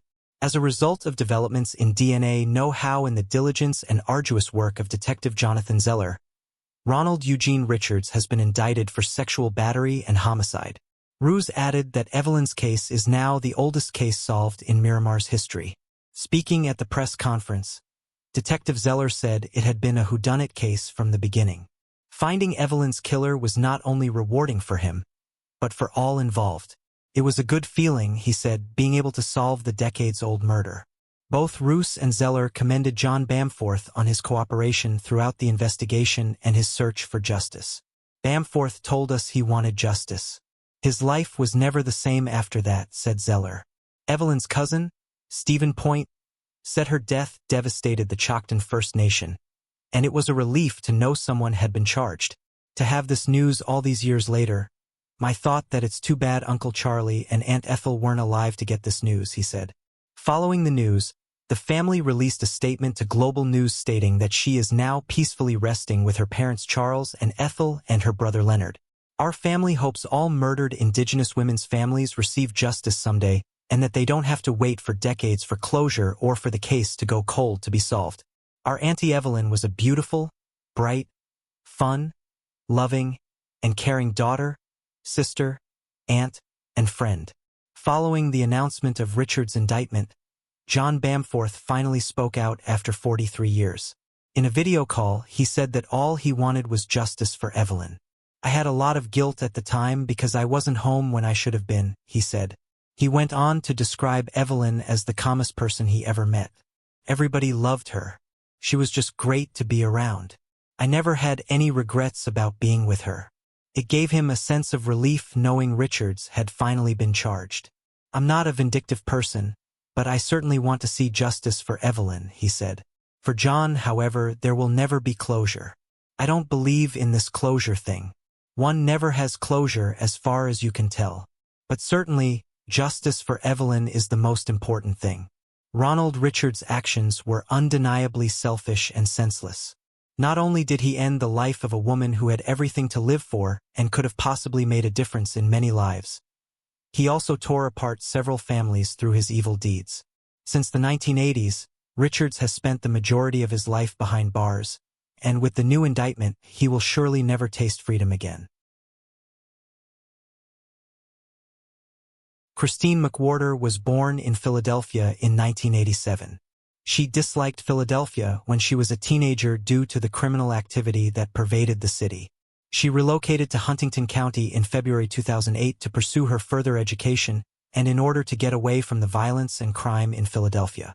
She moved in with her Aunt Beatrice Daniels. Her aunt worked in the neighborhood and lived by herself at the time. Christine was residing comfortably in Huntington County and enrolled in a college where she studied business. Christine was also a mother of 2 children. She had a 4-month-old baby who was born in February 2008 and a 4-year-old son who was born in February 2004. Christine had a bright future in mind for her and her children. But for her and her aunt, things were about to take a sharp turn. In January 2009, Christine McWhorter, who was 22 at the time, along with her 2 children and her 31-year-old Aunt Beatrice Daniels, were living in the Chestnut Terrace apartment building in Huntington County, Pennsylvania.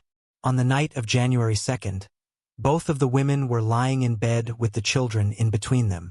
All 4 of them were in a deep sleep, and as they slept, both Christine and Beatrice were shot in the head with a .25 caliber gun. Fortunately, Christine kids were unharmed during the incident, and it was Christine's 4-year-old son who went outside to call for aid. When the neighbors found out what had happened at Beatrice's place, they were in shock and could not believe what they'd just seen. They called the Huntington County Police Department and reported what they'd just seen. When the police came, they immediately began a thorough examination. The officers sealed off the residence and started interviewing the neighbors, but they received no interesting information in return. Inside the residence, they discovered blood on the doors and stairs which they took samples of. The case took a turn when the forensics team discovered the DNA of the 2 ladies as well as an unidentified male. The investigation was ongoing, but since there were no new leads after a while, the case gradually turned cold. In February 2016, after years of no development in the case, the DNA was transferred to Parabon Nanolabs, who used it to produce a possible depiction of the murderer's appearance. In accordance with this description, the murderer was thought to be a male with light to medium skin tone, green or brown eyes, and an African American. In February 2018, genetic genealogy was carried out using the DNA found at the crime, and a man named Maurico Johnson was identified as a possible suspect. He also matched the physical details Parabon had provided. When the police were given his name, they learned that Christine knew Cynthia Swan, Maurico's ex-girlfriend. Maurico admitted to knowing Christine and Beatrice through his girlfriend, Cynthia, when he was questioned by police in his house in February 2019. Yet he vehemently denied having any knowledge of their killings or even entering their residence. Maurico did provide police with a DNA sample which was forwarded to the state lab in Harrisburg, Pennsylvania by late 2019. Investigators obtained information from Maurico's time cards from the New York Department of Corrections, his previous job, while they awaited the results. He wasn't at work when the murders took place according to his time cards. In addition, his workplace was roughly 5 hours away from Christina and Beatrice's apartment. He didn't work on January 2, 2009, and his shift on January 3 didn't start until 7 in the morning. When the lab reported the results in January 2020, it was said that the DNA sample provided by Maurico matched the DNA from the blood discovered at the crime scene. Carroll Johnson Jr., Maurico's half-brother, was questioned by police after that. He told them that their deceased father possessed a .25 caliber rifle, the same kind that had killed the ladies, and that Maurico had received it in 1998 following his death. They also spoke with Maurico's former girlfriend, Cynthia Swan. Christine's phone received a text from Cynthia only moments before she passed away. Christine was instructed to call her, but she never did. She told authorities that she and Christine had planned to depart on January 1, 2009 for a weekend getaway, but had opted to stay home instead so that Cynthia could spend time with a man called Benjamin June. Cynthia claimed that Maurico had learned she was having an affair with Benjamin by this point. The father of Christine's oldest child, Robert Sheen Spade, was questioned by the police as well. On the night of the killings, Robert claimed to have visited Christine, Beatrice, and the children. He claimed that the women kept the flat immaculate and that the night he was there, he saw no signs of blood. Maurico was finally apprehended and accused of killing Beatrice and Christine in May 2022 after DNA evidence conclusively linked him to the blood at the crime scene. The case is still under hearing in Huntington County Court. His final statement is yet to be made. 36-year-old Jasmine Porter had a lot in her life to look forward to. In February 1996, Jasmine was 6 months pregnant with her second child, having already given birth to a son 5 years earlier. Pregnancy and motherhood weren't things that Jasmine had always dreamed of. According to her mother, she was the type of girl who liked to go out and have fun. Jasmine lived life to the fullest, and there wasn't a day when she wasn't smiling. When she was discovered she was pregnant with her firstborn, her attitude changed and she became a wonderful, nurturing mother. This announcement of her second pregnancy shocked her family, but Jasmine was excited to welcome a new bundle of joy into the world. As if Jasmine's life wasn't already busy enough, she'd returned to school to obtain qualifications to become an administrator. Jasmine juggled motherhood and school with ease thanks to the support of her family. Jasmine and her son resided in an apartment on Davidson Avenue in Morris Heights, New York, but Jasmine had been born and raised in Long Island. Shortly before her murder, Jasmine had prepared her Section 8 housing request to make the move from Morris Heights back to Long Island. Everything was slowly falling into place. The paperwork was due back any day, but tragedy would strike before Jasmine could ever return home. Neighbors in the apartment block where Jasmine and her son lived noticed their absence in early February. The residents would greet Jasmine and her son every morning as they made their way to school, but the pair were missing for some reason. The school confirmed with investigators and the family that Jasmine's son had failed to show up on February 5, 1996. This was very out of character, and Jasmine was considered to be a reliable parent. Neighbors were concerned by the lack of activity in Jasmine's apartment and decided to call the police. What the police found would shock and horrify them to the core. The New York Police Department and the New York Fire Department arrived at the apartments lining Davidson Avenue. According to neighbors, the police were led into the apartment by the fire service, who had to break down the front door. When the NYPD finally gained access to Jasmine's apartment, they were confronted with silence. Faint weeping could be heard emanating around the empty apartment. As they went further in, they saw Jasmine and her son. Incredibly, Jasmine's 5-year-old son was unharmed, but Jasmine was gone. According to Jasmine's family, he tried to clean the blood from her nose and had locked himself in the apartment. Jasmine's son was gently peeled away from his mother's side, where he'd sat for 2 to 3 days. When interviewed, he told the NYPD that he saw a man sitting on top of his mom and that he tried to help her, but the man was too strong and shouted at him to go away. Investigators found it challenging to interview Jasmine's son due to his age and the trauma he had experienced. Jasmine's body was removed from her apartment and transported to the medical examiner's office for an autopsy. In their report, the medical examiner noted that Jasmine had bruises to her neck along with neck trauma. It was determined that she'd been strangled before being left in her apartment. It's believed that Jasmine's son witnessed the entire event, and investigators were unsure as to why the killer left him behind. Jasmine Porter's case was officially ruled as a homicide, and investigators were on the hunt to find her killer. The NYPD began combing through Jasmine's personal life, looking for any potential suspects. The father of her first son had never been named, and it's assumed that the police quickly ruled him out. Neighbors in the apartment complex where Jasmine lived did not recall hearing anything out of the ordinary or seeing anyone they didn't recognize over the weekend of February 3, 1996. When investigators had interviewed every family member and every friend, they began making public appeals for information. Jasmine's family also made public appeals begging for information. An inmate at a local prison contacted the NYPD claiming to have information about Jasmine's case. But this lead turned out to be yet another dead end. Jasmine's family hoped that one day the monster who deprived her and her son of a happy life would finally be brought to justice. 26 long years would pass by, and Jasmine's son would go on to grow up without his mother. Jasmine's family grieved knowing that Jasmine would never get to see her son graduate, marry, or pass his driving test. The pursuit of justice was at the forefront of the Porters' minds, and they ensured that the world would not forget her name. Hope came in early 2021 when the New York Police Department's Cold Case Squad decided to reopen the case. Investigators hoped that a fresh pair of eyes would bring about new clues and leads, and it did. Not only did investigators re-examine the initial interviews and interrogations performed, but a crucial piece of DNA evidence was also discovered. In 1996, the medical examiner had prepared fingernail scrapings from Jasmine and stored them for later use. For unknown reasons, these samples had not been tested earlier. Detective Robert Klein told the New York Post, "I knew that there was a high probability that there would be the suspect's DNA under those nails.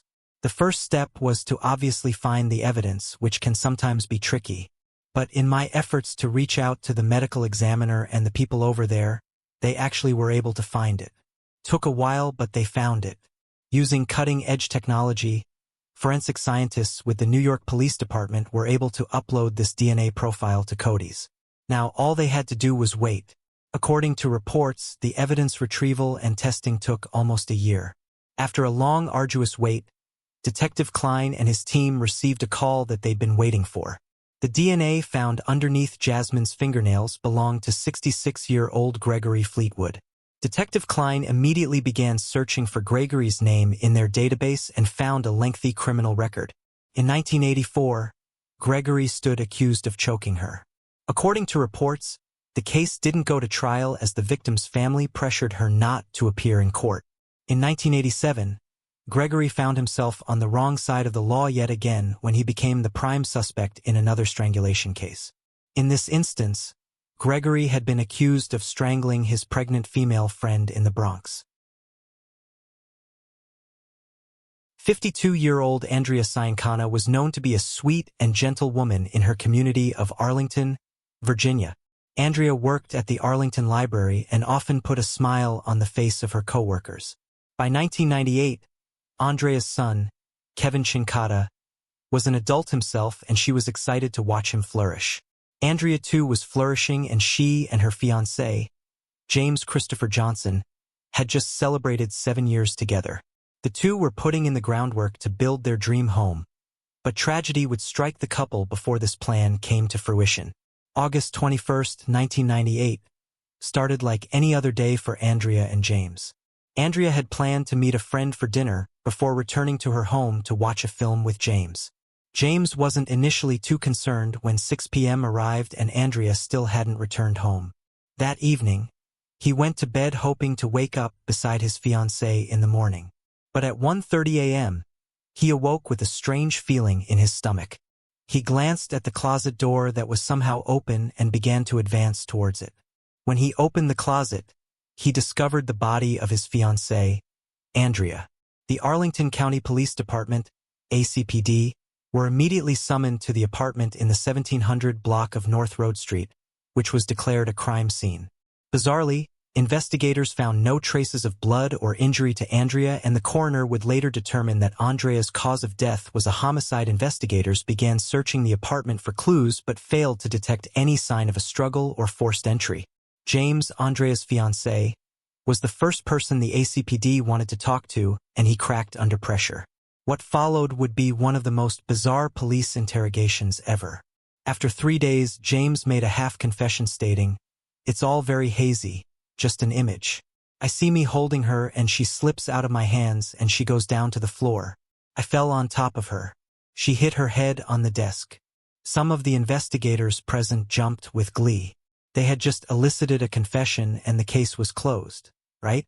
Other officers quickly pointed out one fatal flaw in James' confession.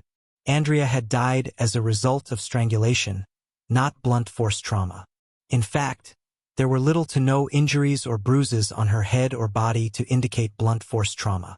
James remained terrified that he was about to go down for killing his fiancée.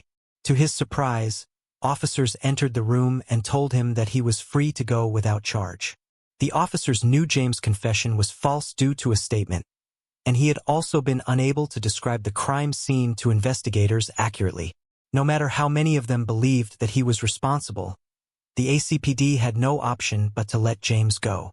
They were probably freeing a killer, and the community was outraged. In the aftermath of James' interrogation, people in Arlington were frightened. In their eyes, James had killed his fiancée and had gotten away with it. Kevin Chincata, Andrea's son, was determined not to let James get away with his crimes, and he began his own investigation. Shortly after James had been released, Kevin contacted the ACPD with a vital new clue. Just weeks before Andrea's death, a man named Bobby Joe Leonard had shown up at the apartment. Andrea later told Kevin and James that Bobby had been at the apartment to remove her old PC. Andrea stated that the two were alone in the apartment whilst Bobby removed the PC and several other items, but the transaction went without incident. Kevin pleaded with investigators to take a closer look at Bobby, and when they did, they discovered something disturbing. Bobby Joe Leonard was no ordinary man. Just weeks before Andrea's murder, he'd been released from prison on assault and sodomy charges. This new information gave investigators a nod in their stomachs. Bobby was brought in for questioning, but he maintained his innocence. Without concrete evidence or a confession, the APDC could not charge and arrest Bobby, and he too was a free man. In 1999, the Arlington Police Department received a shocking call. A woman had been found clinging to life in a closet in Fairfax County, Virginia. Like Andrea, she'd been strangled, assaulted, and stuffed into a closet. Amazingly, the woman survived her attack and named Bobby Joe Leonard as her attacker. In February, Bobby was put before the courts, which found him guilty of the offense. For his sick crime, he was ordered to serve a life sentence. Investigators noticed that the 1999 crime had striking similarities to Andrea's case just 1 year prior. Bobby maintained his innocence whenever the ACPD interviewed him, and the case quickly ran cold. Kevin, Andrea's son, never gave up hope that one day his mother's case would be solved. And in February 2018, his prayers would be answered by Detective Rosa Ortiz. The cold case unit initially reopened the case in February 2013, which took another look at the files and evidence. In 2018, Detective Ortiz decided to visit Bobby in prison to see if he had any new information. When Detective Ortiz stepped into the interview room, she expected to be stonewalled by the convict. But as Bobby parted his lips to speak, something strange happened. For years, Bobby had staunchly denied any involvement in Andrea's murder. But that day in February 2018 was different. Bobby openly admitted to killing Andrea Sincata in 1998. But there was a twist. Bobby hadn't just picked out Andrea randomly. This was a case of a hit for hire. Bobby told Detective Ortiz that he'd received a phone call from a man that sounded like Andrea's fiancé, James Christopher Johnson. The man offered Bobby $5,000 to kill Andrea, and Bobby accepted the hit. And a few days later, he arrived at Andrea's apartment and attacked her. Bobby also told Detective Ortiz that he'd never received payment for the hit as promised. As a result of this new confession, Bobby Joe Leonard and James Christopher Johnson were arrested and charged with murder. In a shocking turn of events, James was found not guilty by a jury that took just an hour to decide. According to the Washington Post, the judge presiding over the case questioned why James had been arrested in the first place. While James had gotten away scot-free once again, Bobby was not so lucky. When asked why he made the shocking confession in February 2018, Bobby replied that a voice inside of him compelled him to tell the truth. He felt that he needed to admit that he'd hurt someone and repent for his sins. Bobby was apologetic during his confession, saying sorry to the friends and family of Andrea. Bobby Joe Leonard was found guilty of the murder of Andrea Sincata and was given another life sentence that will run consecutively. During the trial, Kevin issued a victim impact statement. "The crime didn't just alter my life, it destroyed it. I lost relationships. I lost my emotional support system. I lost my entire family. I lost my life as I knew it. I didn't want to go on living, but one thing kept me going. I wanted to know what happened to my mom so that I could grieve. You can't grieve about what happened if you don't know what happened." Brenda Venables was born in 1932 to her parents Harold and Winifred in the tiny village of Rauschach in Worcester in the United Kingdom. She was the oldest of 3 children and had 2 sisters, Jane and Rita. The family ran a farm and the girls helped out with work wherever necessary. They lived a happy life, and Brenda grew up as a friendly, carefree girl beloved by all who knew her. When Brenda was 23, she was attending a young farmers event in 1955 where she met David Venables, another young farmer who she immediately became smitten with. David lived in Kempsey, another small village not too far from Rauschach where Brenda was from. For a few years, on the way to and from the Birmingham wholesale market where David would go to deliver products from his farm, he'd stop at Brenda's home on the way back and spend time with her. They fell deeper and deeper in love, and on June 1, 1960, they got married in a small intimate ceremony with their family and friends. After a wonderful honeymoon in Jersey, they moved to David's newly constructed Quaking House farm in February 1961. The property had stunning views of the Malvern Hills in a rural area south of Kempsey. For the next few years, Brenda and David seemed like they had a perfect life, living together in peace and harmony.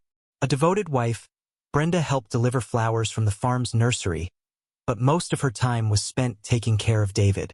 She was well liked and praised by all the farm workers and was regarded as very prim and proper. However, as the years rolled on, she began to grow unhappy in her marriage. Brenda was unable to conceive children, and David cared less and less for her and spent most of his time out of the house. Reserved Brenda chose not to express the loneliness she was feeling in her loveless marriage. Her medical history from that time shows that she was suffering from depression. In 1982, Brenda developed suicidal tendencies as a result of thinking her position was beyond hope. However, she told her doctors she was feeling better a few weeks later.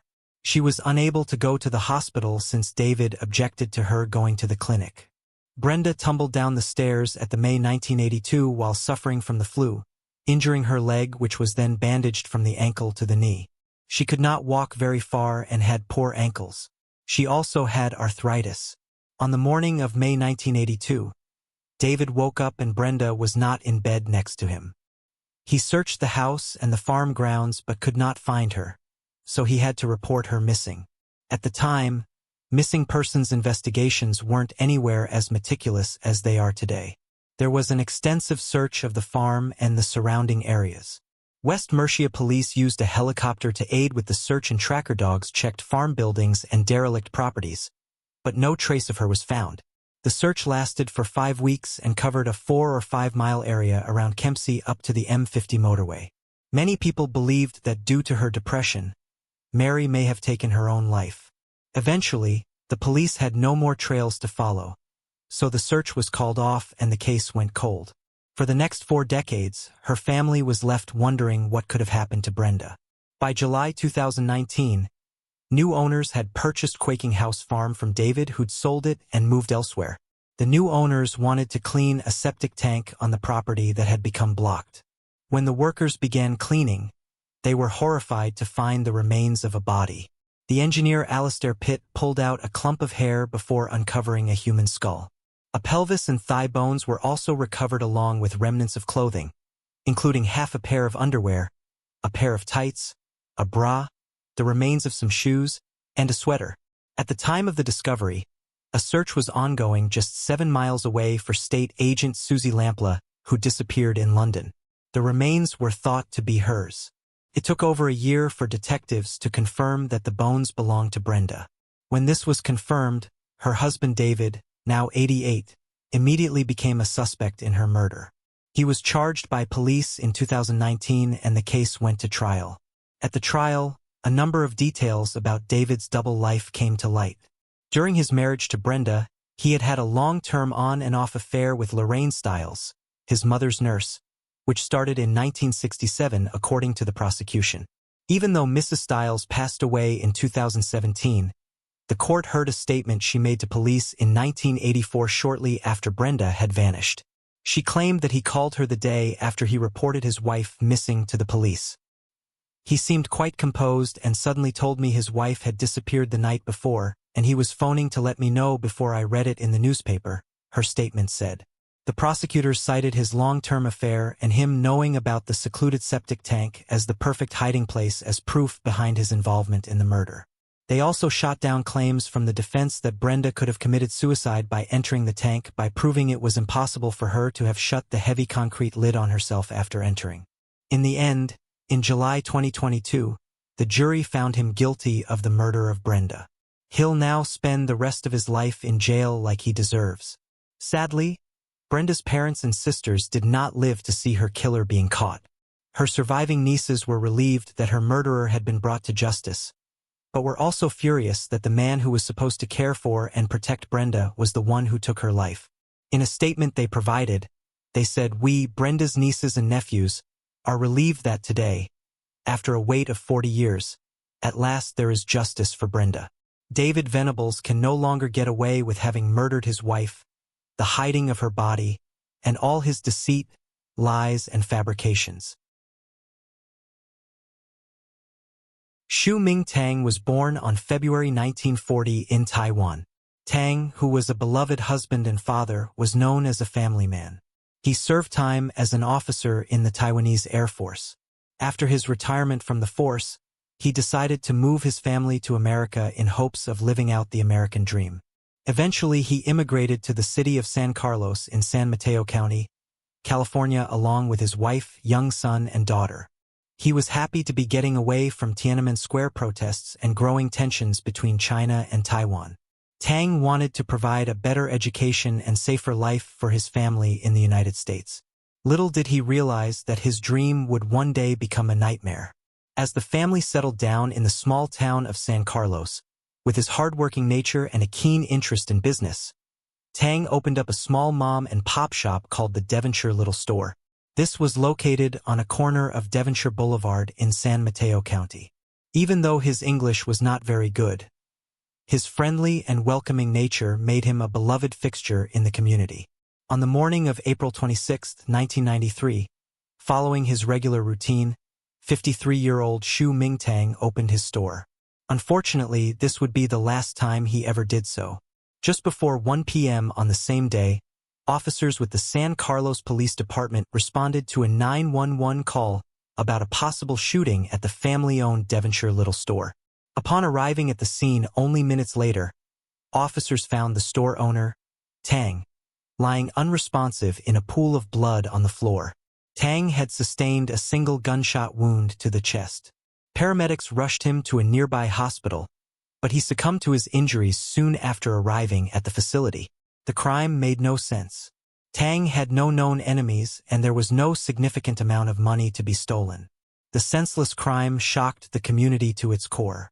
Although police theorized that Tang fell victim to a robbery that went wrong, no evidence was found at the crime scene that could lead to the killer. Police only got a vague description of the shooter, a Caucasian woman in her mid-20s or early 30s with shoulder-length light brown hair driving a faded blue 1970s station wagon. Some physical evidence was found at the store, but DNA technology at the time was not advanced enough to produce any further leads. Over the few months after the jarring murder, the description of the suspect was circulated in newspapers and news broadcasts in hopes of solving the crime. Despite following up on hundreds of tips, none of them panned out. Heartbroken and left with the question of who was responsible for Tang's heinous murder, his wife sold the store to another Taiwanese family in July of 1993, just 3 months after the murder. Unable to reside where her husband was brutally gunned down, she moved to Los Angeles sometime later. The store, despite the horrific tragedy, is still in operation even after all these years. The crime went on to gain national recognition and was featured on America's Most Wanted, but every effort remained fruitless and the case went cold. As San Carlos moved on with time, it remained a topic of discussion over the years within the community. But as years passed, people believed that there was very little chance of this case ever being solved. In 2010, the case was once again reviewed, but investigators ended up bringing nothing new to the table. For 29 years, the case file was sitting on the dust-filled shelves of the San Carlos Police Department and perhaps would have remained so if not for a remarkable discovery made out of sheer luck. On Wednesday, March 16, 2022, detectives from Sacramento and Oklahoma conducted simultaneous operations in 2 locations for an unrelated crime. Nobody expected at the time that these operations would turn up additional evidence in this cold case. During the investigation, Oklahoma authorities stumbled upon a diary in a home in the rural town of Dewey, north of Tulsa. During their search of the home, they found a private journal titled "Things I Regret." In it was an account of the slaying of a Korean man during a store robbery in San Carlos in 1993. As police traced back the owner of the diary, they identified a 61-year-old woman named Reina Hoffman Ramos. While Tang was Taiwanese, not Korean, the journal entry matched the other details of the case. Reina perfectly matched the description of the woman who was seen fleeing the scene at the time. Detectives later confirmed that at the time of Tang's murder, Reina was living in a home in nearby San Mateo. On March 16, 2022, Reina was arrested from her home in Dewey, Oklahoma. Records show that she'd been arrested repeatedly in that area for drug-related and other non-violent offenses in the years after Tang's murder. Authorities later recovered a few unspecified pieces of new evidence in the searches conducted in her house. Reina Hoffman Ramos remains in custody in Washington County Jail in Oklahoma, pending extradition to California. She's charged with 1 count of murder, 1 count of second-degree robbery, and 8 criminal enhancements based largely on the content of her private journal confession about regrets. On Wednesday, April 29, 2009, the Dodge County Sheriff's Office responded to Lone Road, less than 1 mile from State Highway 175 in the town of Teresa, Wisconsin, regarding a gruesome discovery. A man found a white plastic garbage bag on his property in the woods. Inside the bag, he got a quick glance of a bloody towel and a possible fetus or newborn baby. Horrified, he immediately dialed 911. Upon arriving, the remains were confirmed to be the body of a newborn baby girl.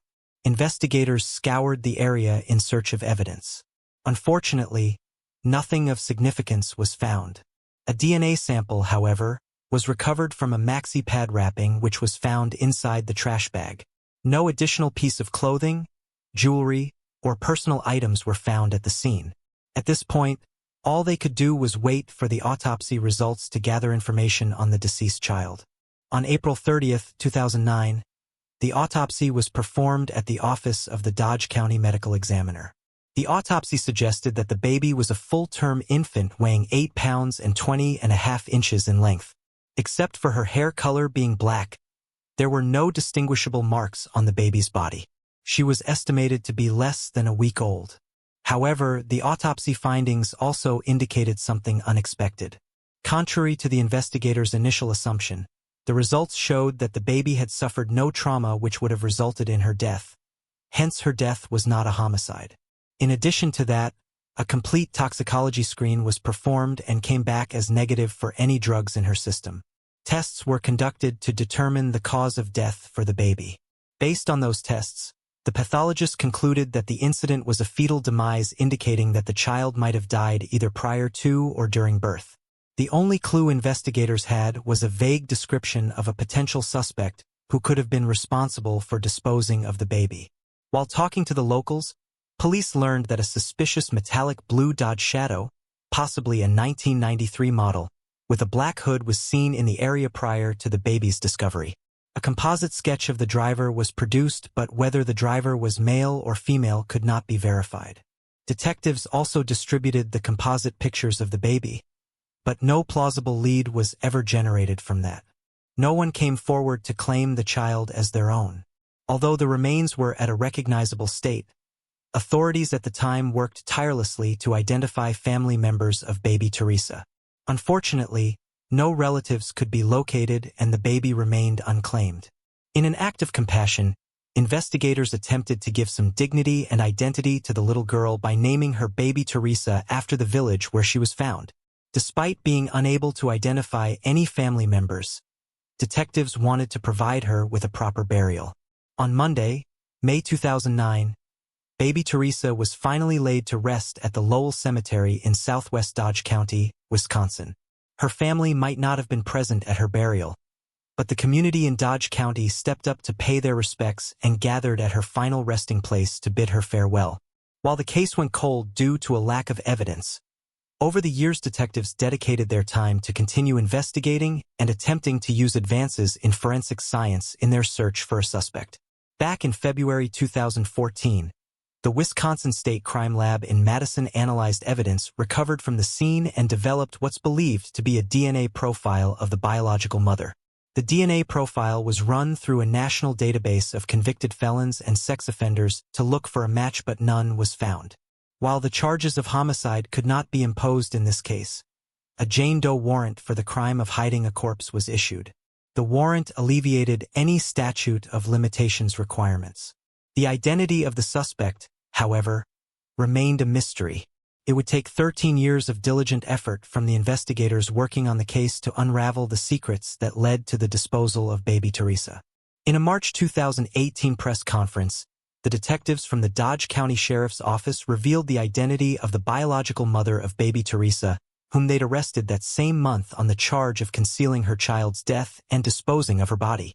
The mother was identified as a 45-year-old Milwaukee woman, Karen Luttinen. The criminal complaint lodged against Karen revealed details of how investigators tracked Karen down after years of searching, starting with the DNA recovered at the scene. Investigators were able to gather genetic evidence from the newborn as well as the garbage bag and its other contents. With each passing year, the DNA advancements were enhanced, which ultimately offered a real chance of this case being solved. Some of the DNA that was uploaded to public DNA databases hit a match to a close female relative of the child's biological mother. After establishing that link, investigators kept digging. According to the complaint, further investigation on the family tree identified someone with the last name of Luttinen as a potential match. Family Tree is a DNA testing agency that offers genetic testing to determine relationships between individuals or to learn more about a person's ancestry. The complaint does not indicate when officers learned of the possible connection, but they eventually tracked down Karen at some point. Investigators first made contact with Karen along with her longtime boyfriend, whose name was never publicly released, in January of 2021. At the time, they both agreed to submit DNA swabs. Further analysis on those DNA samples showed that it matched the DNA evidence found at the crime scene. The pair were almost certainly the biological parents of baby Teresa. In a phone call, Authorities informed Karen's boyfriend that he was the likely father, to which he expressed surprise. He had no knowledge of her ever being pregnant. After that, as the complaint continues, the call was placed on speakerphone and Karen was told that she was the mother, to which she neither admitted nor denied anything. In further interviews, Karen and her boyfriend both claimed not to know she was pregnant. However, Karen later confessed that she thought she might be pregnant but was in complete denial. Despite feeling fetal movement, she kept trying to convince herself otherwise, fearing that her relationship would not last long. She claimed that she felt it more and more toward the end of the pregnancy. At that point, she was almost sure that she was carrying a child inside of her. Even then, she did not seek help from anyone, as her mind could not grasp the fact that she was indeed about to give birth. It was most likely April 28, 2009 when Karen said that her water broke while sitting on a toilet. She gave birth to baby Teresa all alone in a bathtub partially filled with water. Karen claimed she passed out for about 15 minutes from the exhaustion of the childbirth and woke up to find the baby was born with the umbilical cord wrapped around her neck. When the baby did not move or cry, Karen assumed her child was already dead. The complaint states that in a state of panic, Karen put the baby in a towel and then drove aimlessly. At one point during the drive, she abandoned the body at the wooded area where baby Teresa's remains were later recovered. She also claimed to have heard nothing about the discovery of the body in the news. In September of 2021, the Dodge County District Attorney's Office sentenced Karen Luttinen to 6 months in jail and 3 years of probation on a charge of concealing the death of a child. The court stayed a sentence of 1.5 years in prison and 2 years of probation, which will only be served if Karen does not successfully complete probation. As part of her probation, she was also ordered to pay a $5,000 fine, complete 60 hours of community service, and undergo mental health treatment.